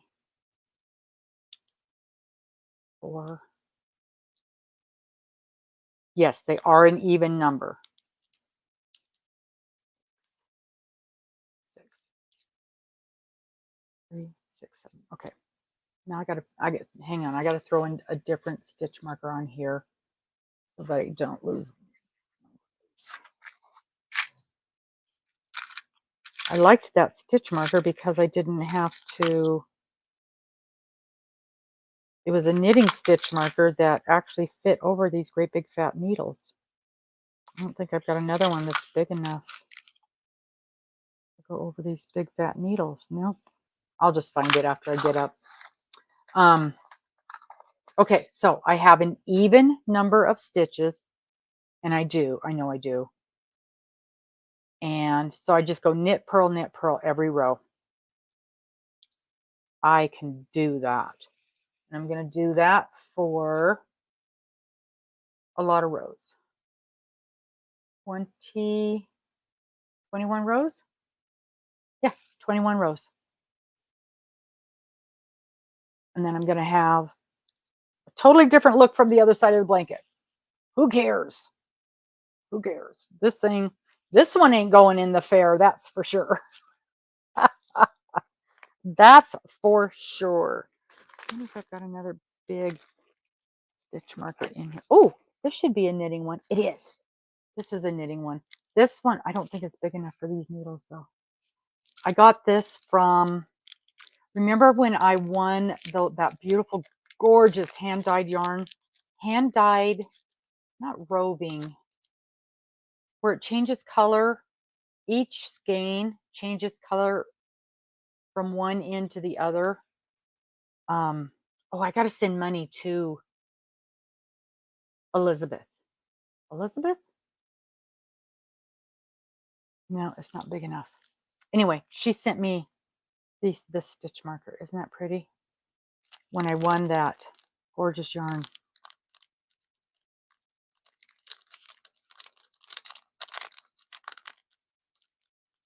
Oh, yeah, for sure. Creative interpretation. 100%. We're calling this a sampler blanket because we are sampling 100 different stitches trying to get the right trying to get this pattern to work. Because it's just, I mean, there was a mistake in the pattern. So to start with, it wasn't my fault. And then me trying to get this thing fixed, we have done about 12 different made up stitches. So loom bands. I don't know what a loom band is, Cheryl. Little elastic bands in different colors. Oh, yes, I do know what those are. Hello, Steve. Thanks for popping in. We are 1,000% off course on today. So anybody who came in to actually see the Cal information, we did that for about the first 45 minutes, and then we went off the rails after that. Oh, there's somebody going down the street with her beautiful German Shepherd. Steve, learning. We have learned so much. We have learned so much. And having a great time. Yes, Steve does knit. Yeah. Okay, so I'm going to start with knit. So it's just knit, purl, knit, purl, knit, purl every row, correct? Okay. Okay.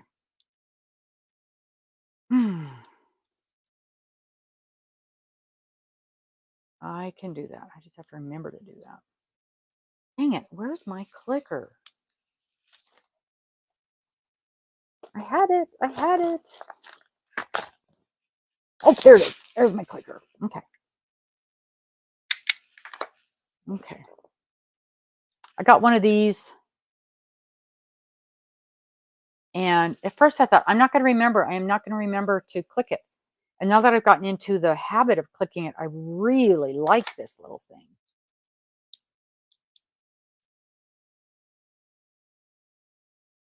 Yeah, that'll be a fun little place.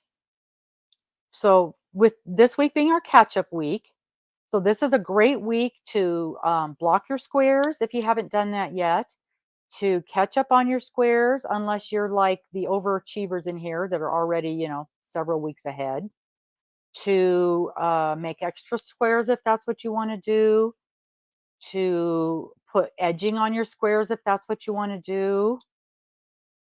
And yeah, and that's fine, Steve. Some people don't. Some people like the messenger.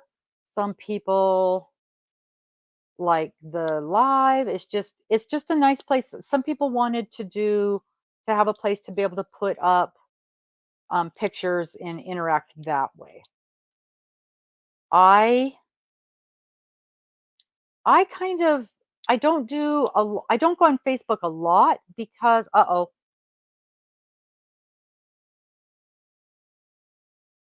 I can I can do that. Okay, I'll do that. Now I have to remember. I'll have to make a note. Thank you for telling me, Cheryl. Um,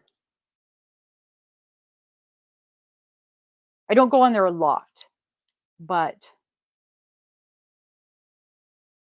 I have the account.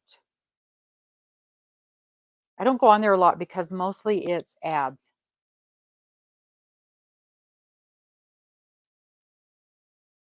But okay, so if I can remember, evens are knits, odds are pearls. No, it's the other way around. Odds are pearls, evens are knits. And for some reason, and I don't know why, this is just how my mind works. Knits seems like an even sort of thing, and pearls seems like an odd sort of thing. Evens and odds, evens and odds. So let me write that down on the back of this.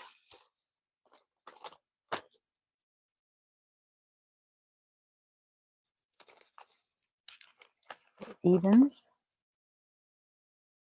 equal pearl, no, knit, pearl, odd equal pearl. Okay, so that'll work. That'll work. That'll work. Oh, so yeah, I'm going to shoot. I can't reach it, or I would show you because I pulled it out. Where is it? Oh, it's over there on the. I pulled it out of my. Yeah, absolutely, and that's what I did. I had that stitch marker for my border. There it is, right there for my border. That's it, but I dropped it somewhere, and it'll be right here where I'm sitting. And I just don't have, because these needles are so big, my regular stitch markers won't go over it. That one did.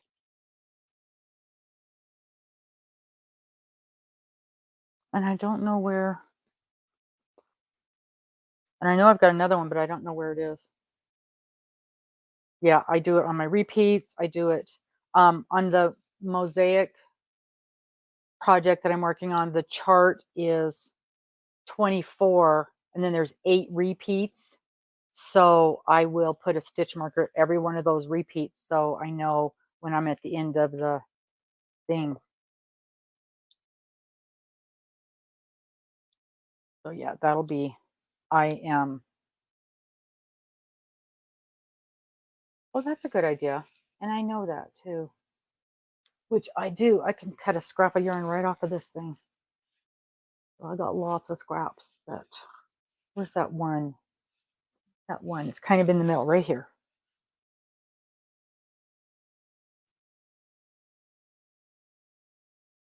And I can just make a loop. See, what would I do without you, Cheryl? What would I do without you?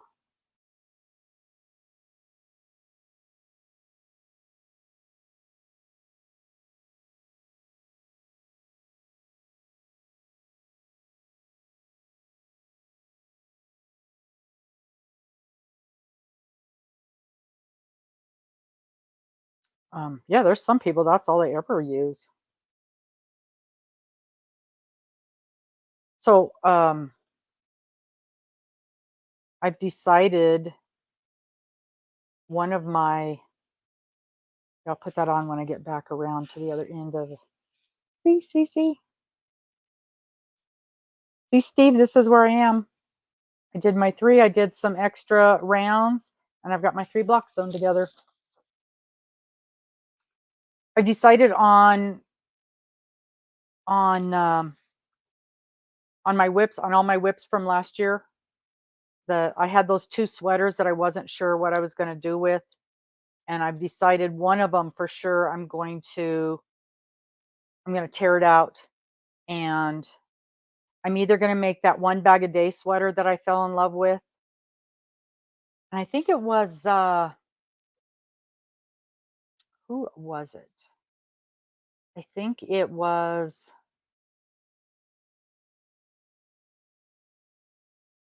Sherry. I think it was Sherry that showed it to us, that bag a day sweater. It was either Sherry, yeah, I'm pretty sure it was Sherry that showed it to us, and or Angela.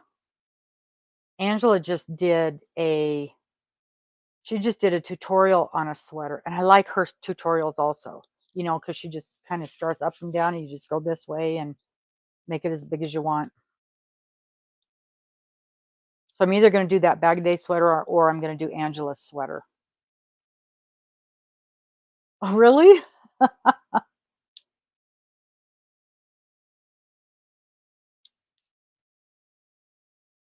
This one or what I've got on?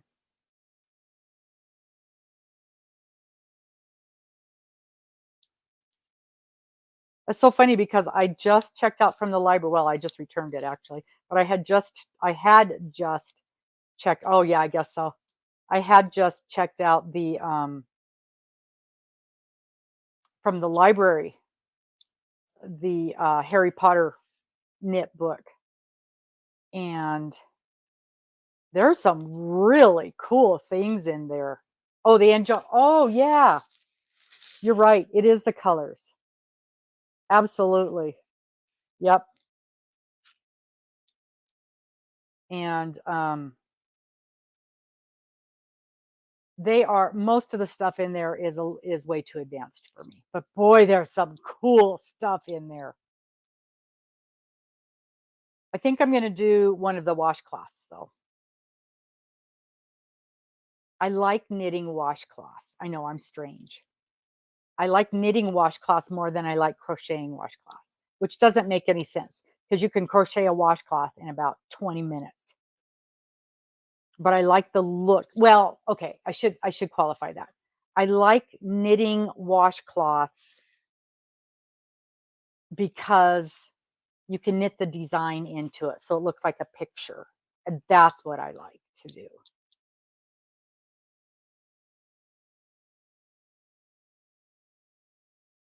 But I do like to crochet washcloths up fast.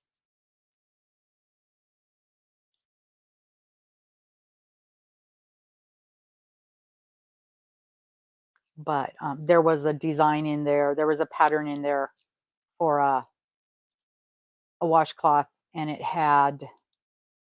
ended up with the what was it? It had his glasses and the lightning bolt.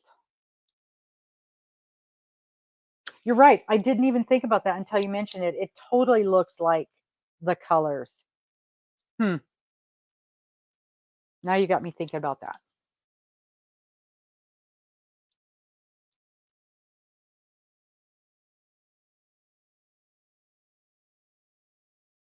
At some point, well, in fact, there will be. There will be a knit sweater because I've already got the pattern pulled. It's really pretty. The body of it is very simple. It's a stockingette, but when you get up here to the top, it's just got a little bit of it almost looks like raindrops across the yoke.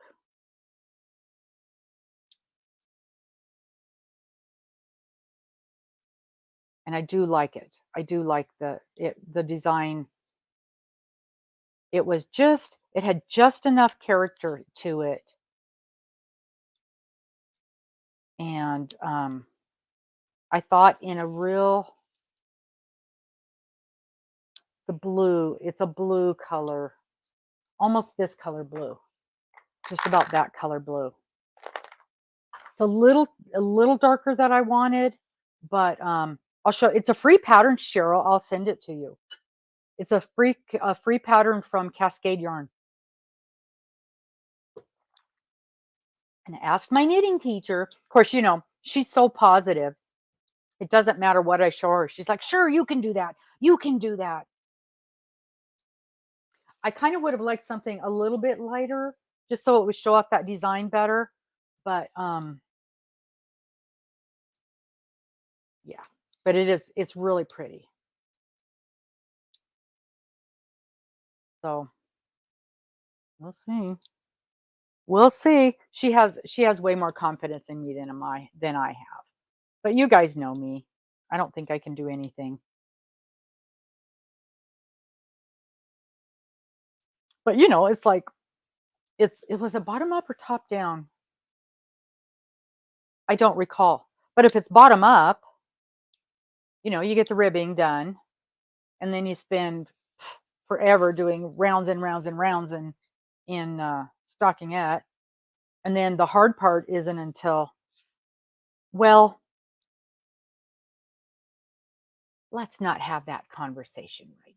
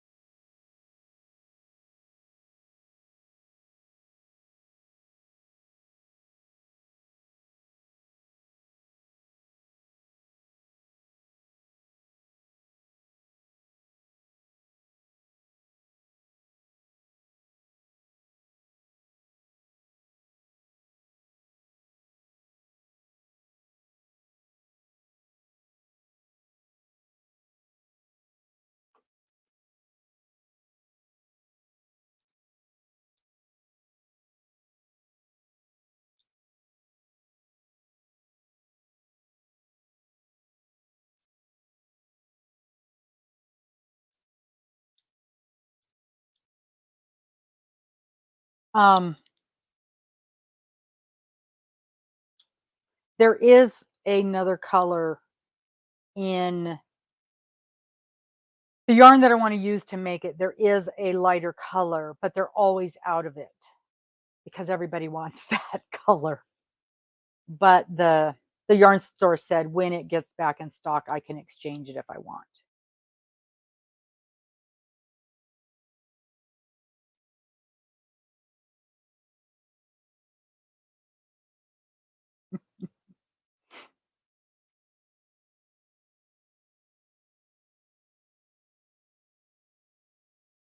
It's a Cascade yarn.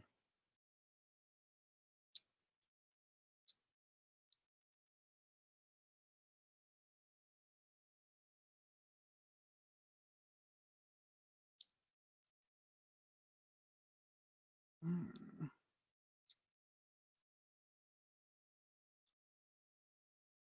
You didn't tell me what color you're making your. Oh, is she still here? On this, you're making your sun bunny in. Steve, what are you working on?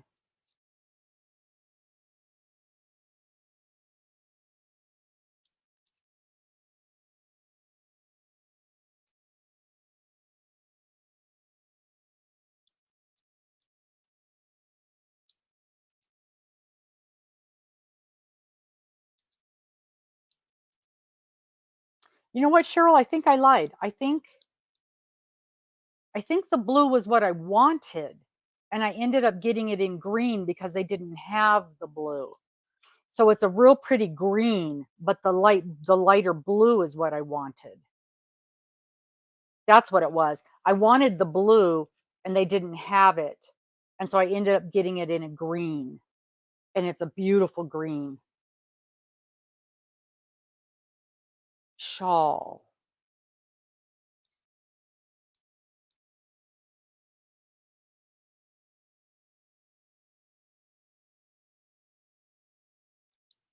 You lost the label? Oh, but I mean, is it blue or green or whatever?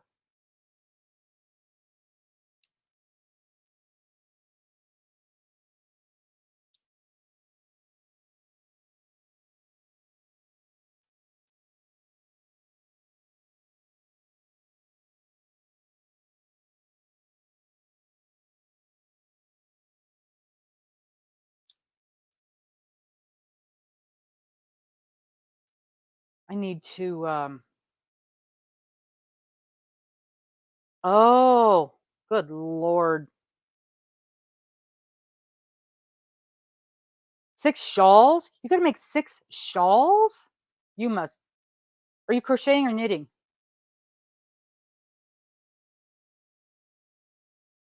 I still wanna make that snowdrop shawl that I took on the cruise last year and didn't get to. I only have 2 more projects that I took with me last year on that cruise and didn't finish. One of them is that shawl. Sorry, guys.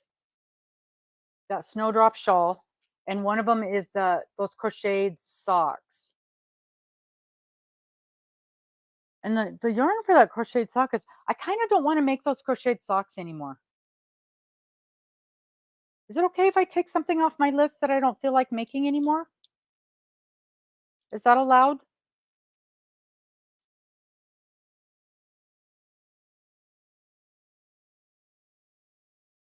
Because I kinda have lost interest in that.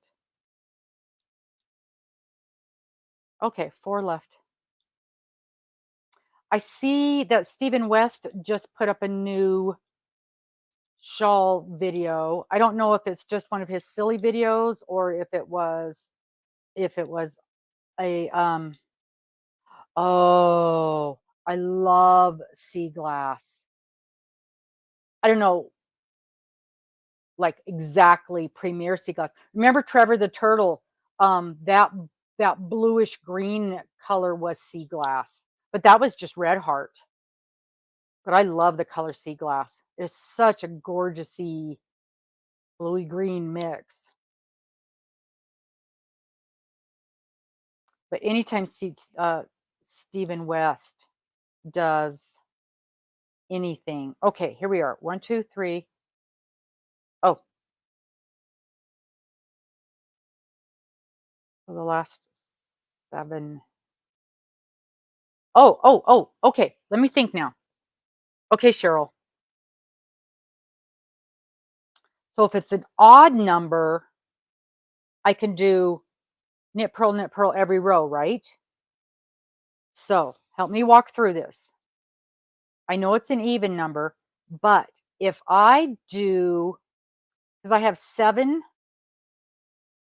on one side, I have 7 and 7. So if I do 6 on one side, then does that make it an odd number in the middle? And then I can do knit, purl, knit, purl, knit, purl all the way around? Let me count. Let me just count and see if that works, because I could do that. I could do that. So talk amongst yourselves while we count. Here we go. We're going to count. We're counting. And then I can put that marker there because I'm on 6 right now. Okay, so 1, 2, 3, 4, 5, 10, 15, 20, 25, 30, 35, 40, 45, 50, 55, 60, 65, 70, 75. Whoops. Oh no. Dropping stitches.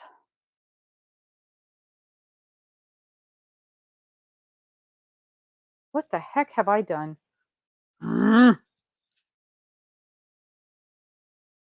Almost dropping stitches. Have not dropped stitches yet. Okay. 75.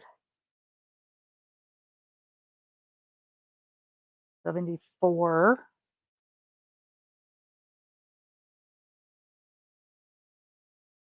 73. Okay.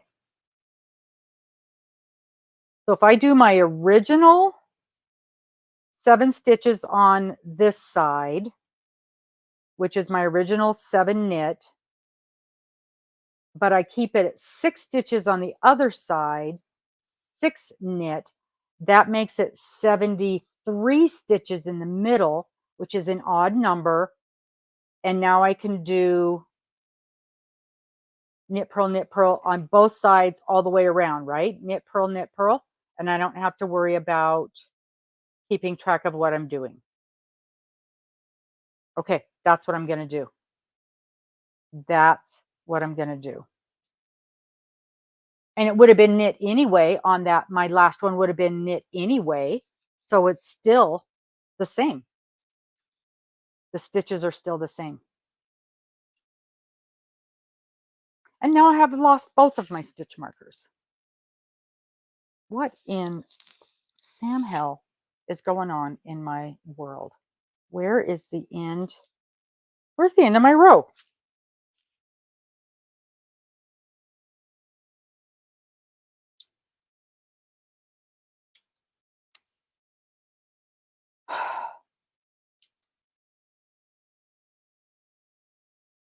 How do you lose a stitch marker that is attached? There it is. Okay, there's one of them. And there's the other one. Well, not the other one. There's the piece of yarn. All right. All right. Okay.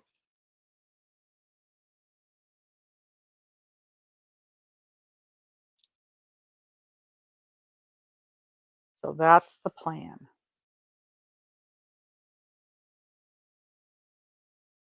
So we'll do 6 on one side, 7 on the other side, and then knit, purl, knit, purl, knit, purl. Not have to worry about where I'm at.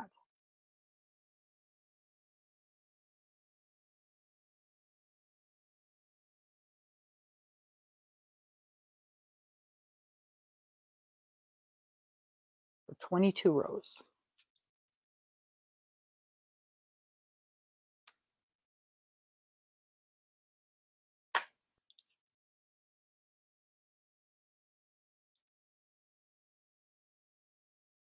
Three, four, five, six, 7. 1, 2, 3, 4, 5, 6.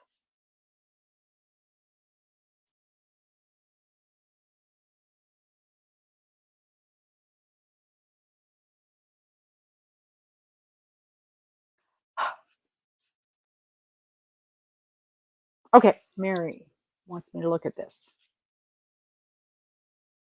Is this the sweater I'm going to make? No. Let me see. That is far, far beyond my abilities. Let me see if I can find it. I've got it saved in my Ravelry, but let me see if I can go into. That's beautiful though. Let me see if I can go into.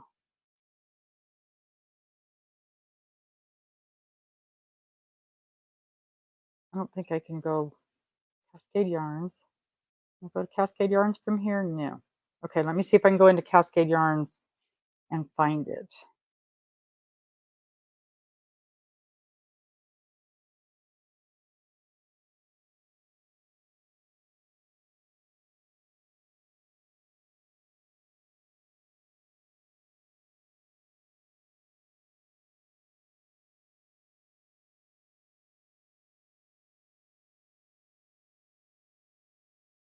Pullovers.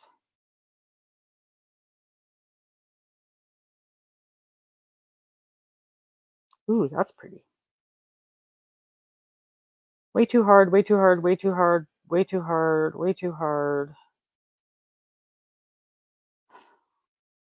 Where's their not way too hard patterns? Ooh, that's pretty.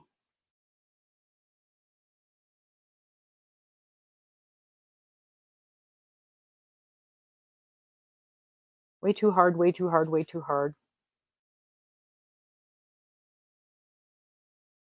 How am I thinking like a knitter? Everything's way too hard for me? Oh, there it is. I found it.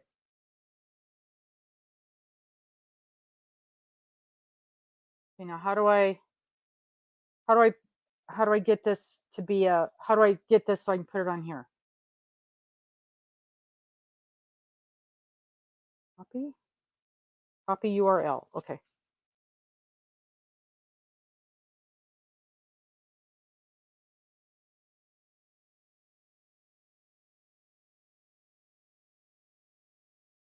Yeah.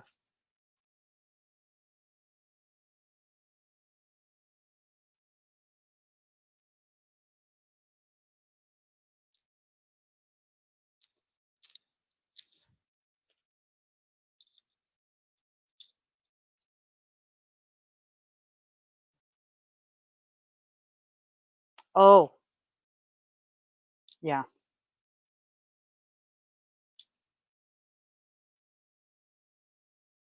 Oh shoot, I dropped a stitch. I dropped a stitch. Man down, man down. Okay. Okay, okay. So I dropped a stitch. So here's a learning opportunity. So here's the dropped loop. Now, normally I would grab my crochet hook, but this is easy because this yarn is so big. Now,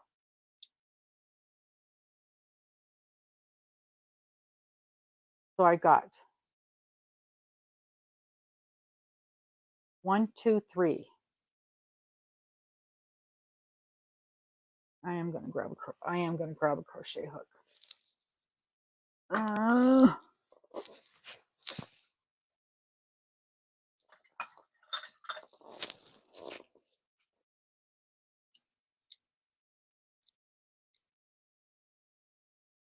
and I'm lucky because these are all knit stitches.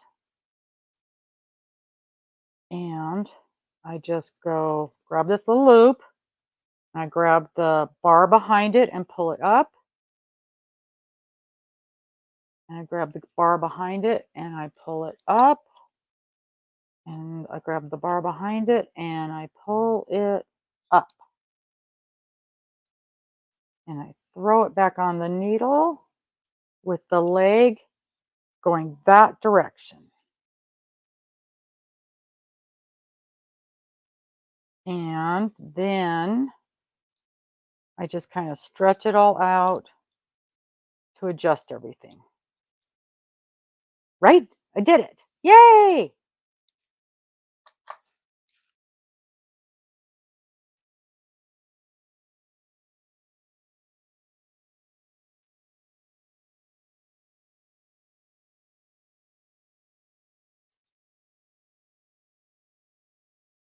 I think that one's twisty.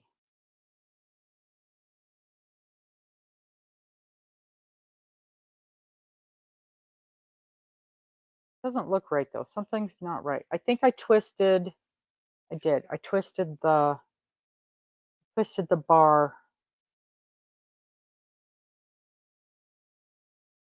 Twisted the bar on the one below.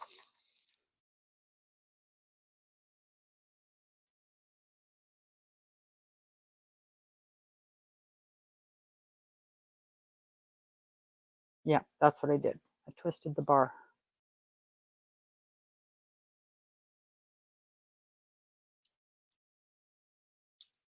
Yep, that looks right now. Cool. Cool, cool, cool. Yeah, that's really pretty, isn't it?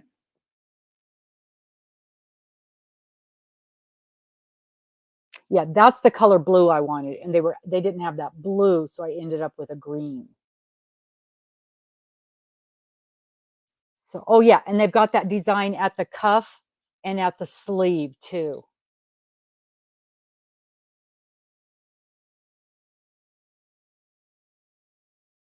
But it almost just looks like a little bit of ribbing there, doesn't it?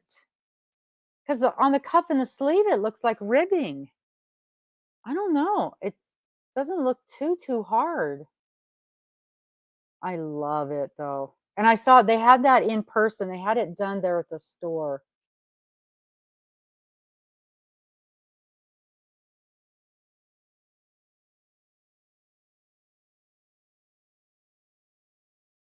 Yeah, I think it's worked bottom up.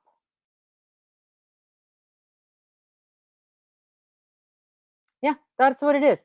When you get to that design element at the top, it's just like it's a rib stitch. So that shouldn't be hard at all.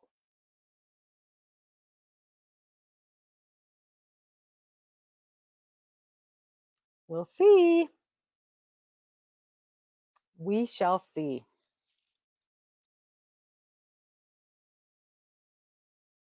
I got lots of other things before that though. Many projects.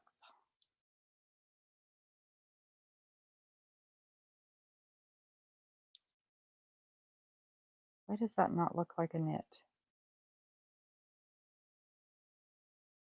Mhm.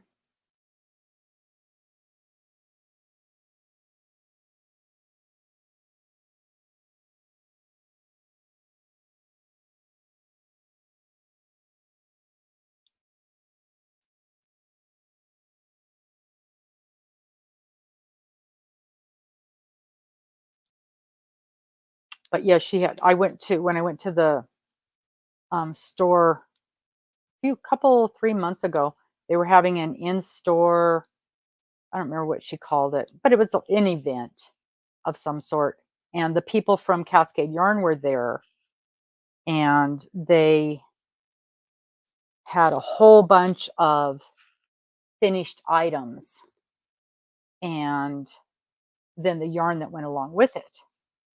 And that was one of the sweaters, and I just fell in love with that. I didn't look that closely at the design element.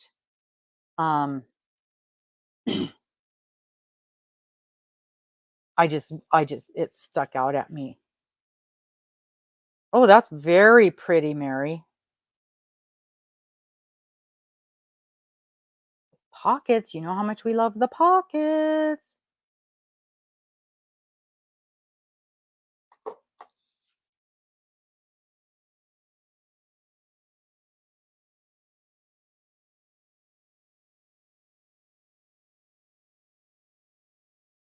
You know, it did look like a pearl, and then when I picked it up, it looks like a knit. Because 'cause I'm like, "This doesn't look right." Because it's garter stitch, it's not stockinette in that spot.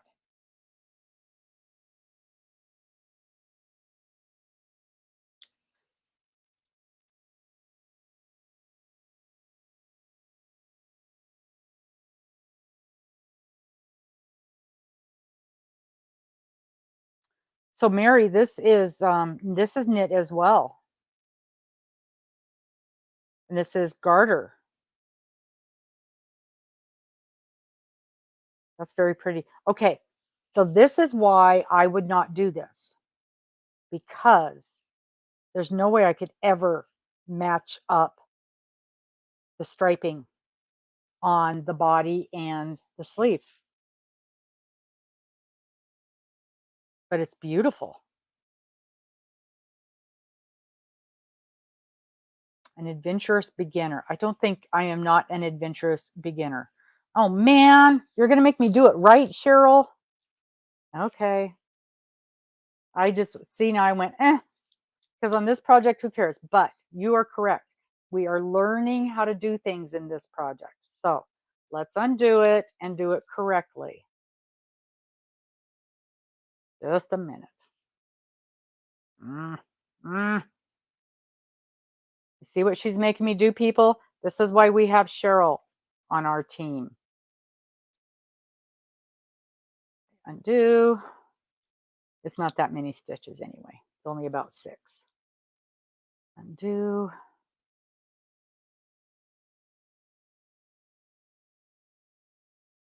I suppose everybody in here already knows how to do this. Undo. No, it's better to do it in person because then I can ask questions and you can show me what I'm doing wrong. Undo. And here we are. Okay, here we are. This is the stitch that I had dropped, that one right there.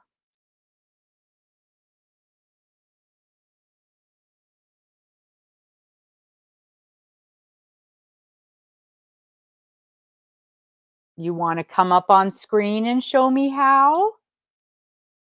I can give you a link.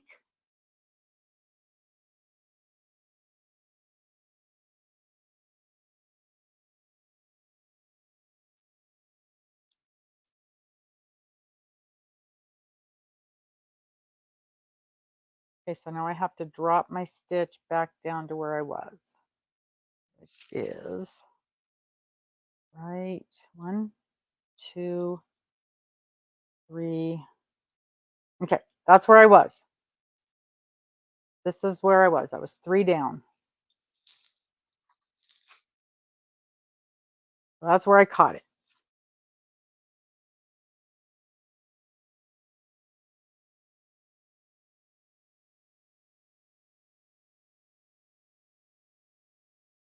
Oh, okay.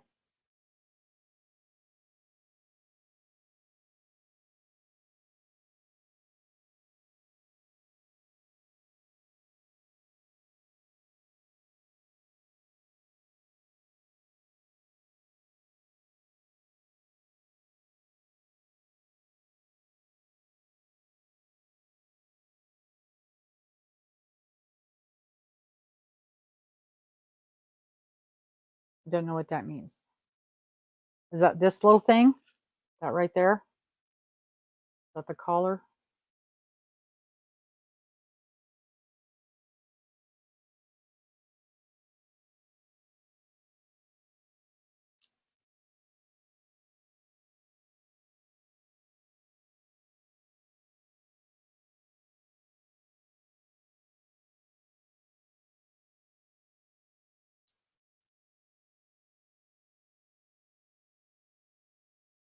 Yes.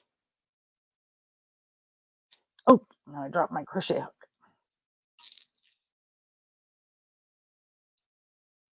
So it's around the bottom in the back.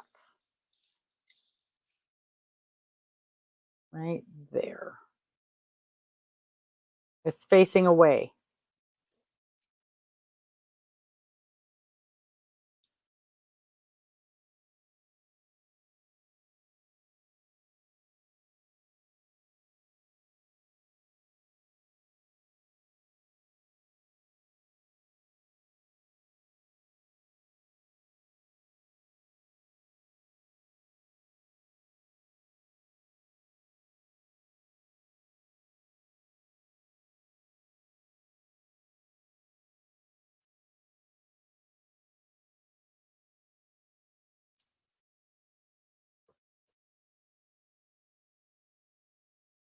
Work a slip stitch with my hook.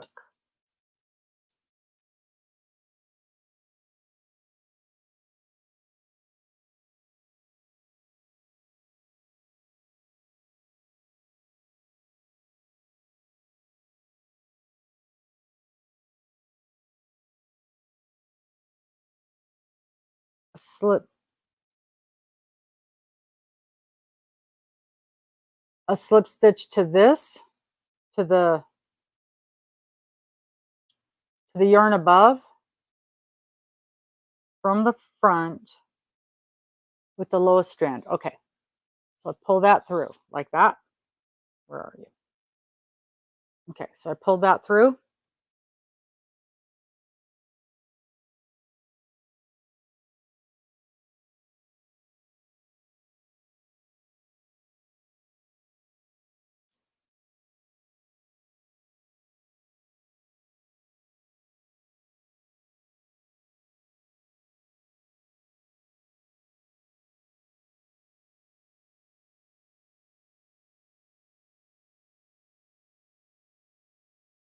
Okay, did that.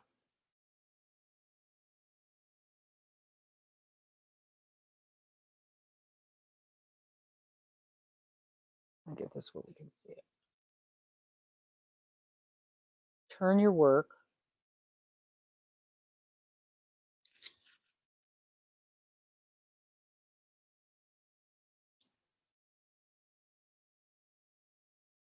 And do the same thing. Taking my hook out.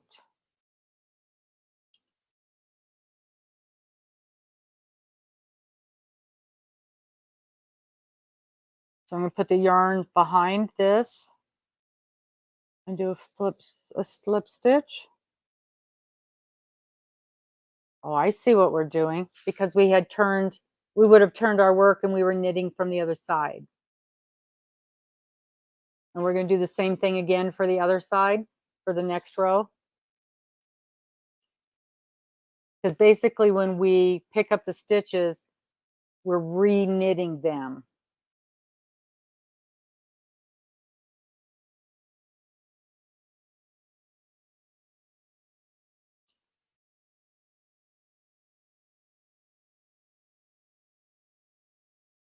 I'm going to do it again.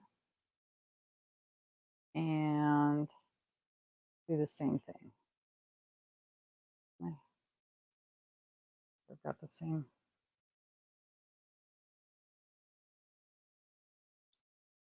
thing. Then we're going to pick up, no, we're going to pick it up over here with this one.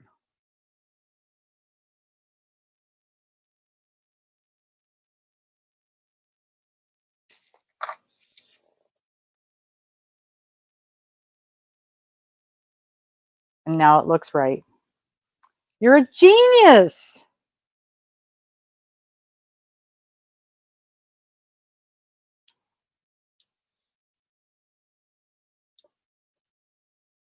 Now it looks right. Perfect. Ta-da-da.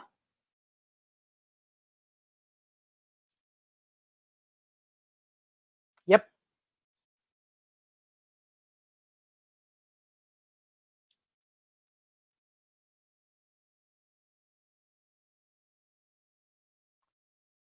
All the time. All the time.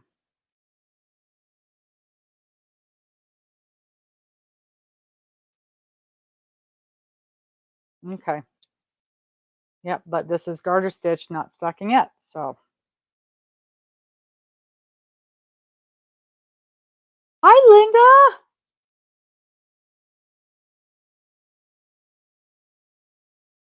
Well, as soon as you said to turn it, I'm like, oh, yeah, because we knitted it on both sides.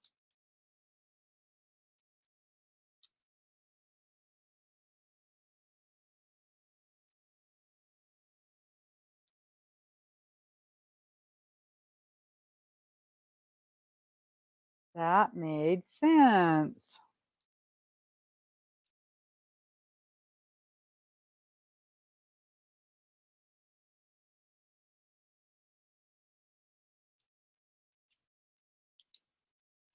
Yep, Miss Cheryl's fixing all my problems this morning.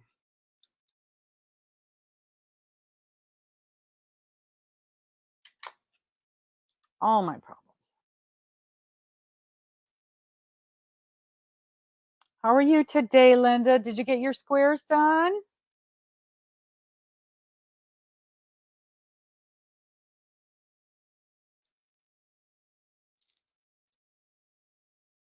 Yarn all tangled up here. Yeah, that flipping it was easier.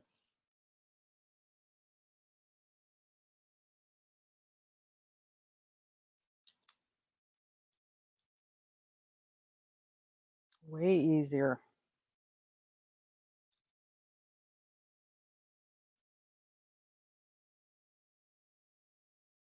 Yeah. Well, we got to chatting about this, that, and everything else. You know how it goes. You're going to start number 4. Okay, good. So did you did you sew your other ones together? Did you connect your other ones?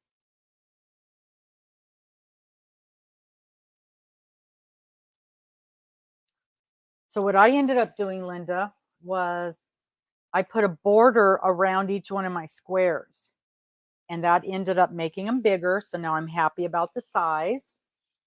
And I wanted to see what the connecting process was going to be like. And I like it a lot. So I took each square and I put a single crochet, half double crochet, and a double crochet. And then I connected it with a single crochet, and I put the single crochet on the front side because I wanted it to show. I wanted the ridge to show.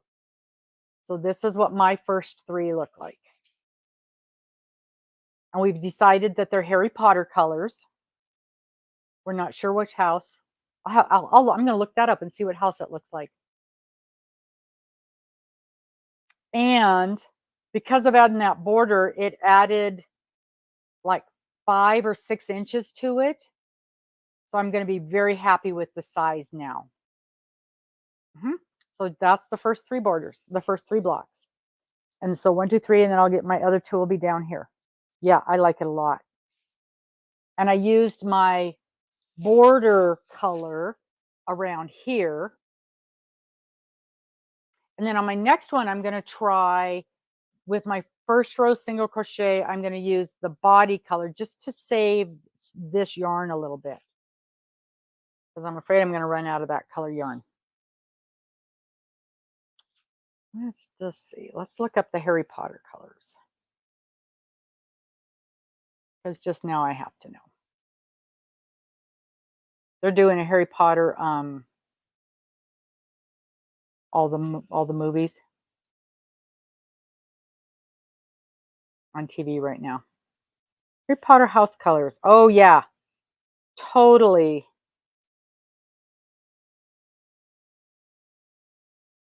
Oh, you can buy the socks. So this is the Gryffindor colors for sure. Red and golds. Reds and golds and wheats and yellows.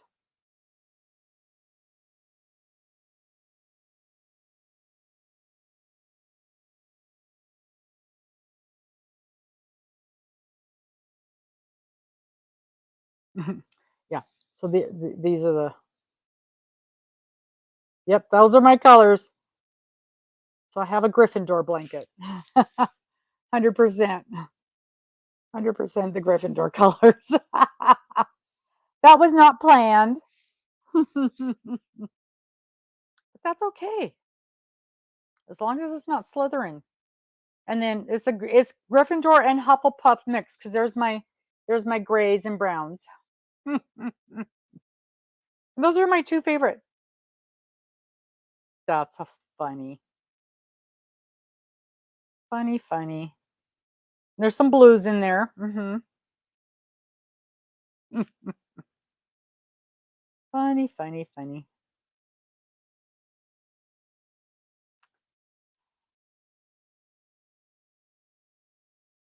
Awesome. 10 points to Gryffindor. Yeah, so we went from one subject to another, and here we still are. And now she's helping me fix all the problems in this blanket that I'm having. And then I dropped a stitch, and she helped me figure out how to do that. And and my count was off, and she helped me fix that. And now I'm doing, it's supposed to be a double moss stitch, and that's been a nightmare since the beginning. And so now we decided just to do a basic moss stitch. And so then we had to adjust the count a little bit to get that to work out. And so here we are, making it work. Making it work. She's a very good teacher. And what I like about it is she's like, "Hey, there's a way to do that. Let me show you an easier way. Here's a way to do that." Oh, I hear Miss Morgan. She has to work today.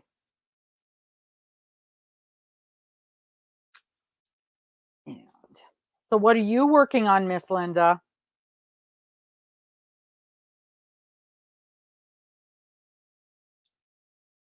Okay, so we're going knit, purl, right? All the ways now. Knit, purl, knit, purl.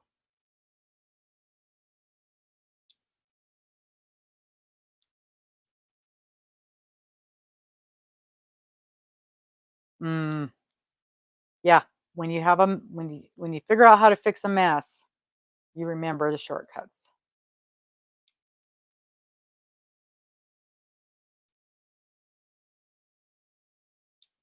Um,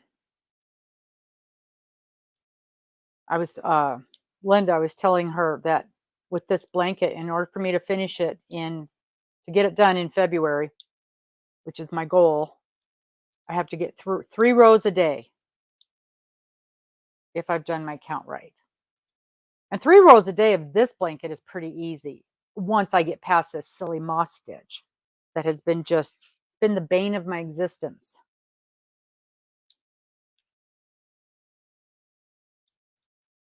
And it shouldn't be that hard.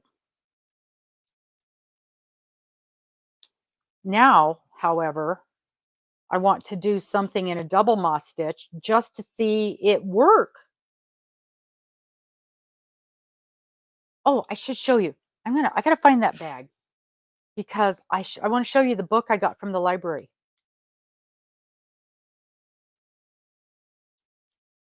But it's in that bag over there. But I think so is that hat book, and then I can show you the eagle hat not eagle hat. I bet you there is an eagle hat in there though. Um, I can show you the whale hat that I want to make.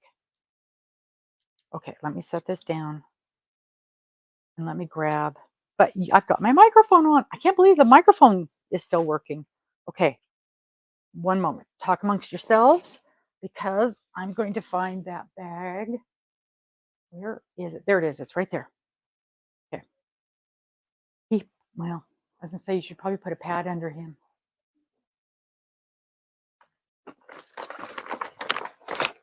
Okay, so I've got the bag, and this bag has a whole bunch of books in it. All the books that I took with me to work yesterday to do different things with, and of course I didn't do any of them. I did get my videos recorded, but I haven't got them uploaded yet. Let's see. They're all right here. This. And there's the calendar that my boss gave me yesterday. Okay, here's the library book. And here is, oh, come on, get out of there. There's so many things in here that's tight. Here's my overdue library book. Our library here quit charging overdue fines.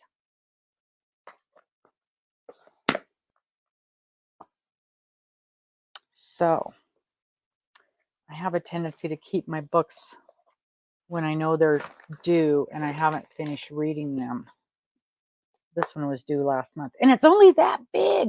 Oh, this is such a fun book though. Have you guys read anything by her name is Stephanie Pearl McPhee. Stephanie Pearl McPhee, and she writes it's knitting books or yarn books and things like that. And they're funny. Oh, they're funny. And she's a very good writer. She's just funny. If you get a chance to read any of her stuff, let me see if I can find. This one's called All Wound Up. What else? They used to have, they used to have a list of the books that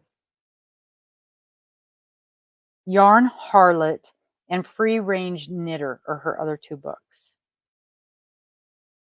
And she's just hilarious. Absolutely hilarious. I know, Linda. Got to keep busy.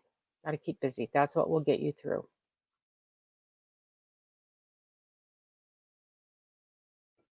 A lot of practice. Yeah.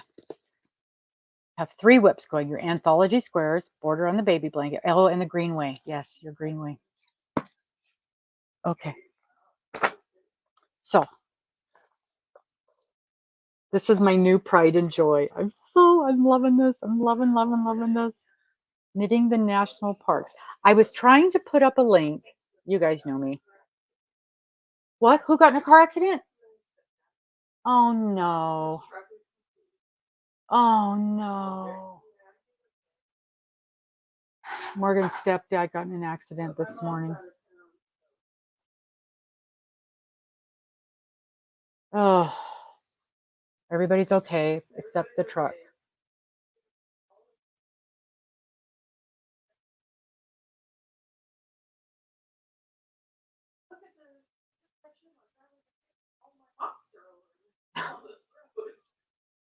Is his other equipment okay? Did his work equipment get ruined? Yeah. Oh no. So Steve, I've had my eye on this book for a while. And of course, I'm going to put in a plug. If you guys go to my Amazon page, the link to this is not in my Amazon page because as we had a long conversation the other day on Rad Girls, I cannot figure out how to put a link to any specific item. But if you go to my Amazon page, you can then look this up. And I get about 2 cents if you buy something through my Amazon page. But look at this book. It's amazing. And this book retails for $35. I just got this for like 22 bucks the other day. This is such a nice book. It is such a nice book. It is beautiful. It has gorgeous photography. It is, I mean, the charts in this thing are stunning. Now, Steve, this is the problem. I get books like this and I go, oh, and then having never actually made anything from it, I don't know if there's errors in it. I don't, have you made anything from it? Are there any mistakes in it? That's always my concern when I say, oh, look at this amazing book. And then somebody makes something in there it's full of mistakes. But I read a million reviews and I did not hear a single review about mistakes. I didn't hear anybody say anything about mistakes. I was going to buy this book about a year ago. And one person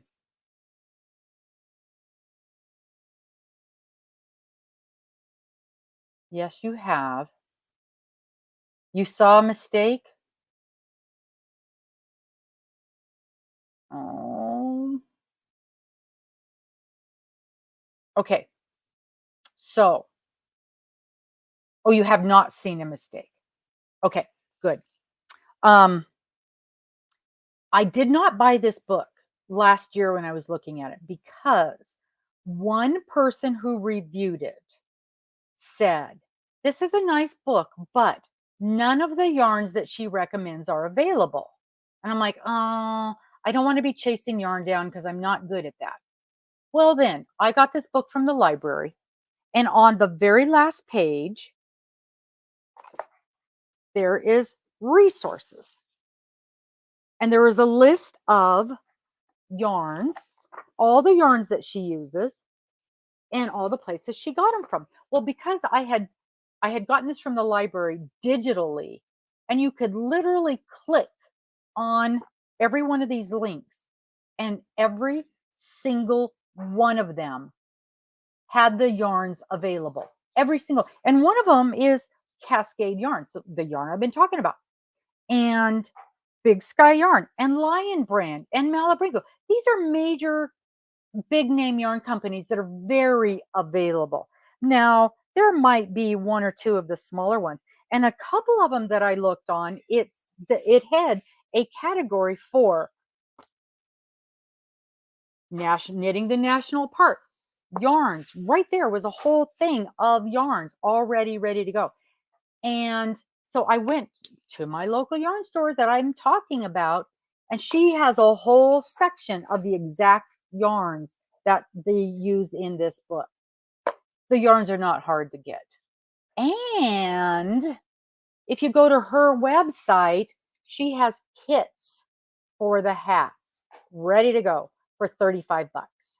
Now, that sounds like maybe a lot for a hat, but let me tell you, some of these take 10 different colors.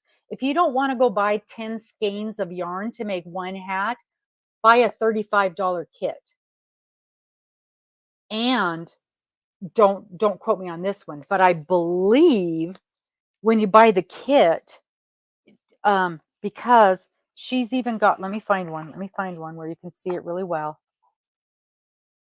Okay, here. So see the little label? That's her little label. And it has the name of the national park for each of the hats. So when you buy the kit, it comes with that little national park label. Or if you don't want to buy the kit, you can just order the little label for each of the hats, and they're $2.50. I'm sure there's shipping, blah, blah, blah. But so if you want to make these hats on your own, you can order the little label to go with the hat.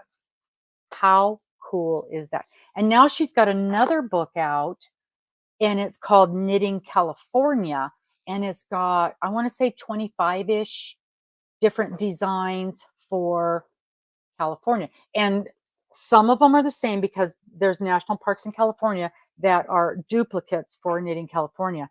But I can't get a hold of it at the library. None of my libraries have it.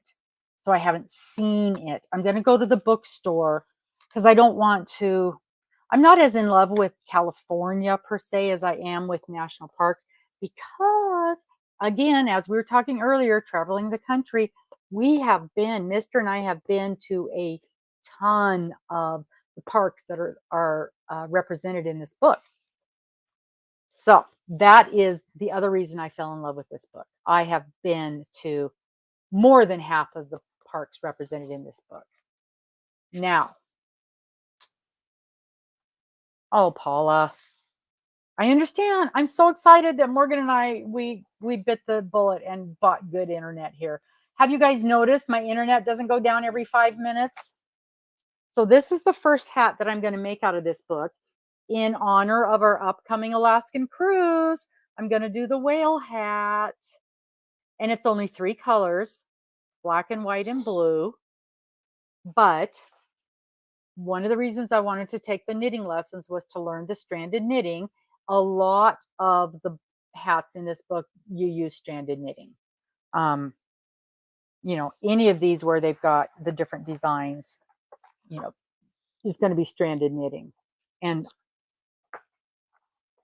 and I'm just saying this off the top of my head.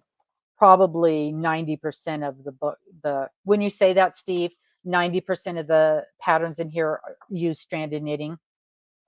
Oh my gosh, look at this. Isn't that gorgeous, Bryce Canyon? There's a handful that do not. Now, some of these have cable work on it. This is probably one of the harder ones in here. That's cable work. It's all one color. It's cable work.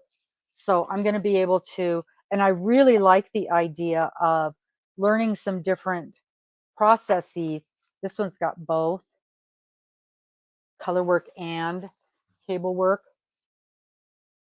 But I like the idea of smaller projects. A hat's a fairly small project. And to be able to use a smaller project like this to learn how to do these different techniques.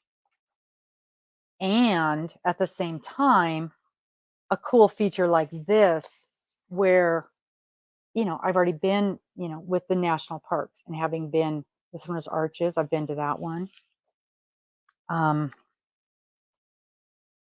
So, oh, this is cool. I have not been to this one, but I really like this one. This one is Acadia up in Maine. I love that one. Cables or mock cables? Oh, Cheryl, you're asking me hard questions. I want to say they were actual cables. Let's see what it says here. a variety of fun cables and patterns. Your hat will grow its own interesting formation stitch by stitch when cave formations meet knitting. Fun things are bound to happen. And under notions, it says you need a cable needle. And I'm just reading on the back here. Circular needle, place single color marker, join in the round, don't twist your stitches, switch to larger needles, switch to DPNs.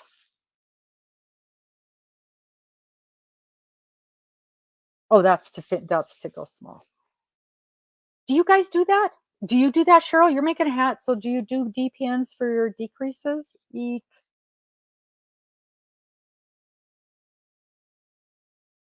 Block if desired, wet block. Okay, yeah, cables. Okay, so in the key, it says, this little doohickey, this design is a left purl cable. This is a right purl cable. This is a left cross. This is a right cross, left purl cable. I think it's real cables. Cable front, a 6 cable front, a 4 cable front. That sounds like cables. Yeah, I'm not using DPNs. That's why I went to learn how to use the magic loop. Because I don't want to use DPNs. And I think I would use the 2 circular needles. Steve, DPNs just scare me. Now, this is my, I don't want to say theory or goal. Let's say goal. I'm not going to be afraid of things this year because my whole life in doing this kind of stuff, I've been afraid to try things. And the absolute worst thing that can happen is I can't figure it out, right? That's the absolute worst thing that can happen. And I have figured out more stuff in the last year, the last 2 years, than I have in my entire freaking life. And I've learned that if I just sit down with somebody who is a good teacher with my teaching style, my learning style, my teaching style, I can typically figure this stuff out. And just like this knitting teacher I have, it doesn't seem to matter what I come up with. Her answer is always, yeah, you can do that. We'll just take it one step at a time. Well, we'll get through it. Kind of like with Cheryl, a lot like with Cheryl. Yeah, we can do that. It's not that hard. Don't get afraid of it. We can do this. And then we just do it. So I bet I could figure it out. I bet I could do it.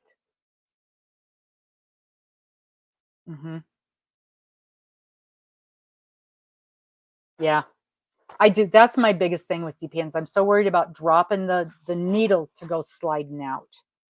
And I think, honestly, I'm pretty sure I've worked with DPNs before because I've made hats before and I've made crowns. So I must have done it because I've never used magic loop until literally this sock.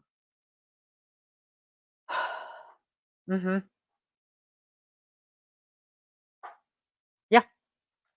So yeah, I think these are real life cables, not pretend ones. So this is my newest, funnest, exciting thing. And when I said I put about 30 new projects on my list, these are the projects. But I love that. Oh, look at this one. Isn't that cool? And that's the Olympic National Forest. That's here in my home state. And this one, the sequoia, the great big trees. Love that. Anyway.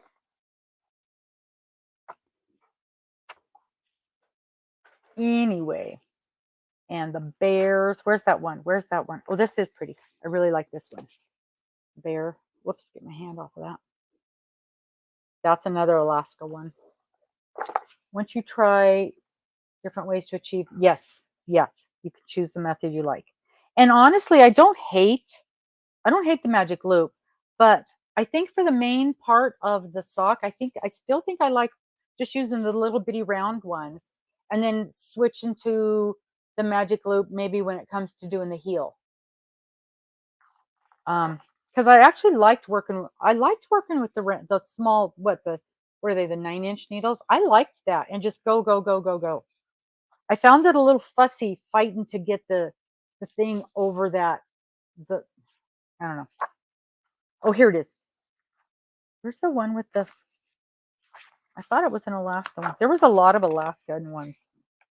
There was one with a couple of set of hoof prints that I really enjoyed. Thought was super pretty. Of course, I can't find it now. And I didn't want to mark a whole bunch of things in the book because honestly, it seems like almost every single page I wanted to make. But I thought I would do better to just mark the first one that I wanted to make, which of course was these. That's pretty. Oh, here's one. Oh, the Aurora Borealis. Isn't that gorgeous? And I also wanted to find one that didn't have 50 different colors.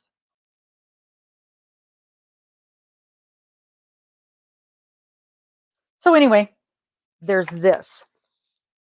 And then this book that I got from the library, How to Knit 50 Different Squares. And I recognized a lot of the squares in here, Cheryl. I did. And one of them was the moss. But the one that caught my eye, there was I think there was some cable. There was a bunch of, everything. A little bit of everything in here. A little bit of everything. But the one that the reason I checked the, oh, that's pretty. Open work lace. Open work lace. See. Well, yeah, because only thing we'd ever heard about was longtail cast on. Longtail cast on. Mm. And see, honestly, when I thought when we were tackling this project, this 30 square project, I honestly thought it was going to be more like this, more different types of things, where really we're just kind of doing different combinations of, knit purl. It is a nice book.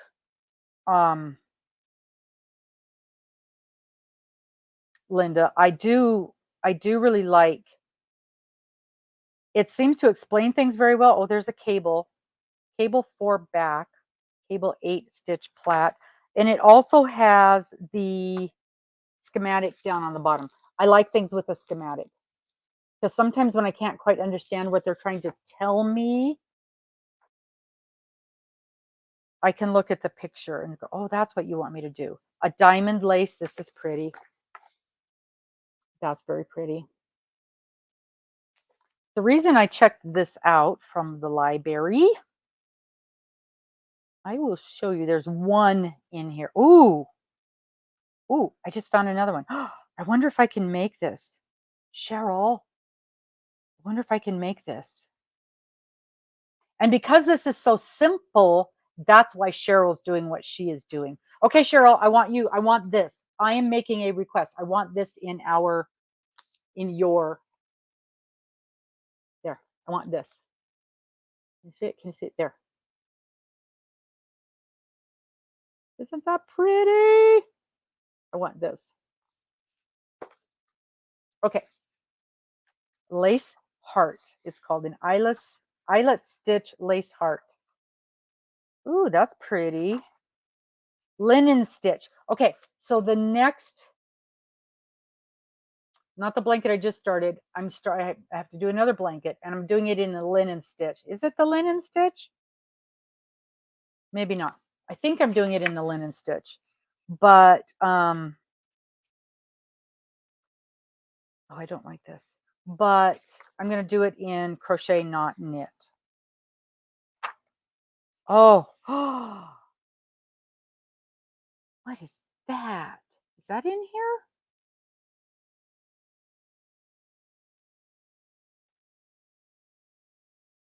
Look at that. They're calling it a lace poncho.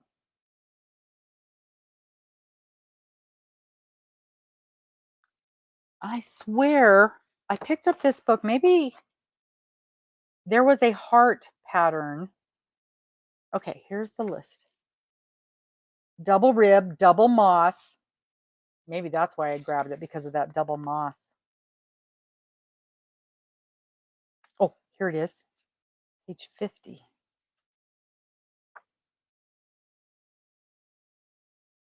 Yes. Look at that. They made a heart out of a moss stitch. Isn't that cool? What is he doing out there?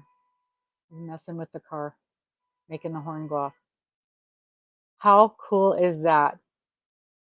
Any chance that you think I could figure out how to do that, Cheryl? Can you see me now going, Cheryl, what have I done? See, you cast on 29 stitches, so it's the odd number of stitches. So we just go knit, purl, knit, purl, knit, purl, right? Right, right, right. See, I'm learning. I'm learning. I love this. I love that block.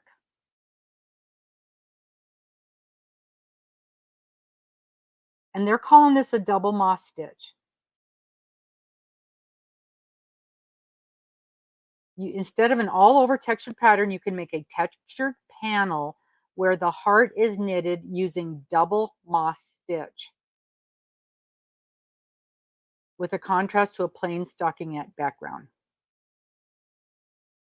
Knit a special rib on each side to frame it. Mm-hmm. Oh yeah, I can actually see it in the pattern now. I can see where it's the knit, purl, knit, purl.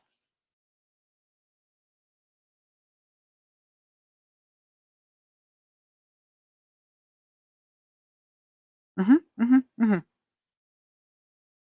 That's why I checked this book out of the library, because I saw that.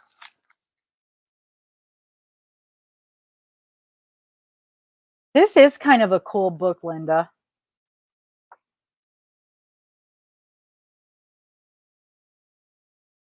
Cross cables, diamond lace. This is eyelet lace. Hmm.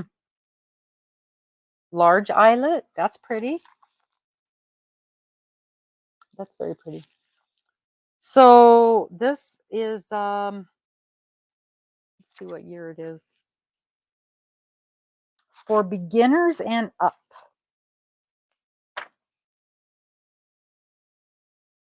It's a 2016 book. Learn how to knit with 50 squares.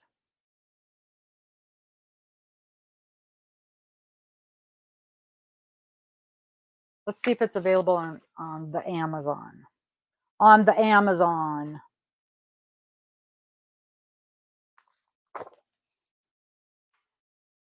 So I just learned recently on the Amazon, you can use the barcode finder. There it is on the Amazon. They've got this one, and they've got another one that's called Learn to Knit Block by Block Baby Book.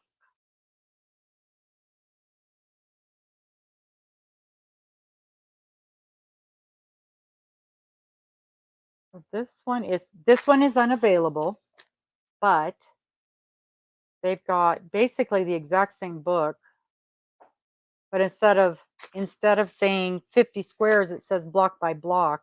It's the same person. It's the same.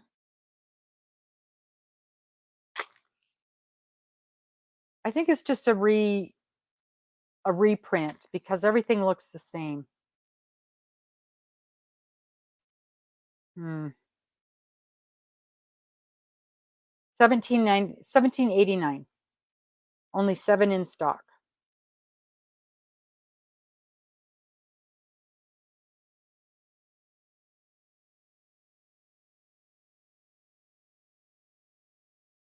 Good reviews.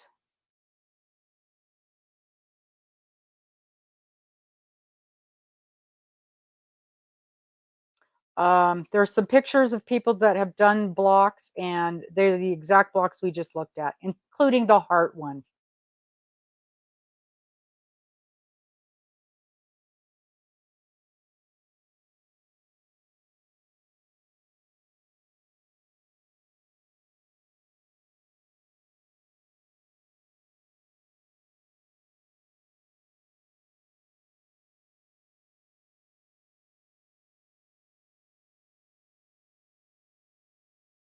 Yeah, all the reviews are good. So 18 bucks. On here, they're calling it Learn to Knit Block by Block on Amazon. But it's the exact same book.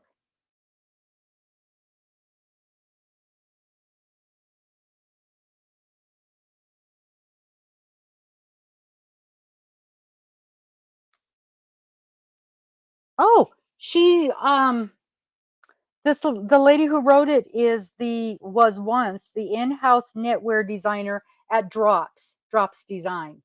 So for Drops Yarn.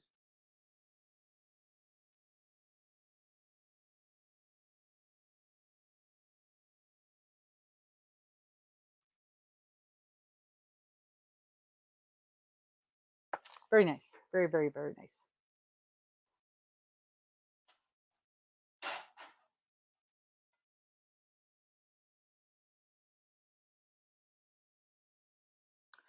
Well, ladies and gentlemen, I have a call coming in.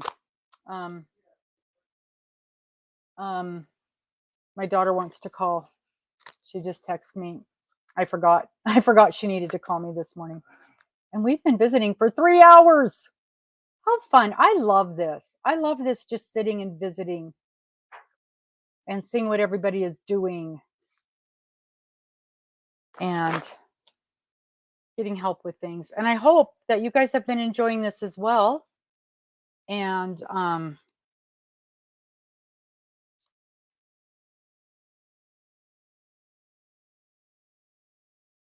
Linda, I'm so glad that you were able to pop in. Yeah, it's been a long chat. We did this the other night too. We after bingo, the after party was 4 hours. We were on there for 4 hours. Oh my gosh. That was so funny. But yeah. It's just so nice to sit and visit with friends and talk about different things and help each other with problems. And no, it's wonderful, Cheryl. Yes, Linda, go watch the first hour. And I think we've actually said everything again that that we said in the first hour. But I'm so happy that you were able to catch the live part. And we will see you guys. Let me think now. We'll see you guys on Wednesday at 10 o'clock for Rad Girls. We will. And then again, you can always pop in.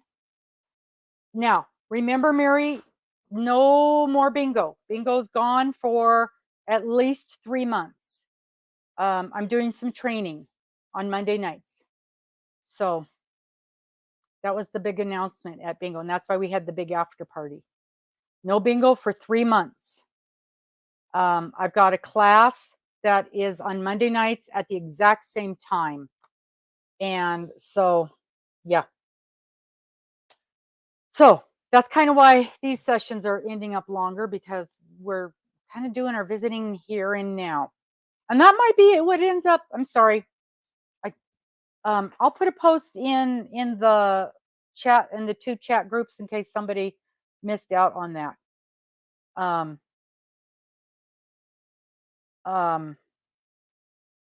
Sorry, I'm letting my daughter know. It'll be just a minute. And yeah. So I didn't realize you weren't there, Mary. But so no bingo for a while. I got a class. It starts this Monday, and it's the exact same time. And of course, when it's a class that's put on by somebody else, I didn't get to pick when the time was. The rest of the people in my world know can't do anything on Monday nights, but yeah. Alrighty, I will see you guys soon. And apparently, we'll be talking on the Facebook page or the Messenger page or on these lives. And thank you so much, Cheryl. And I will grab you again for other issues. Bye bye, everybody. Toodaloo.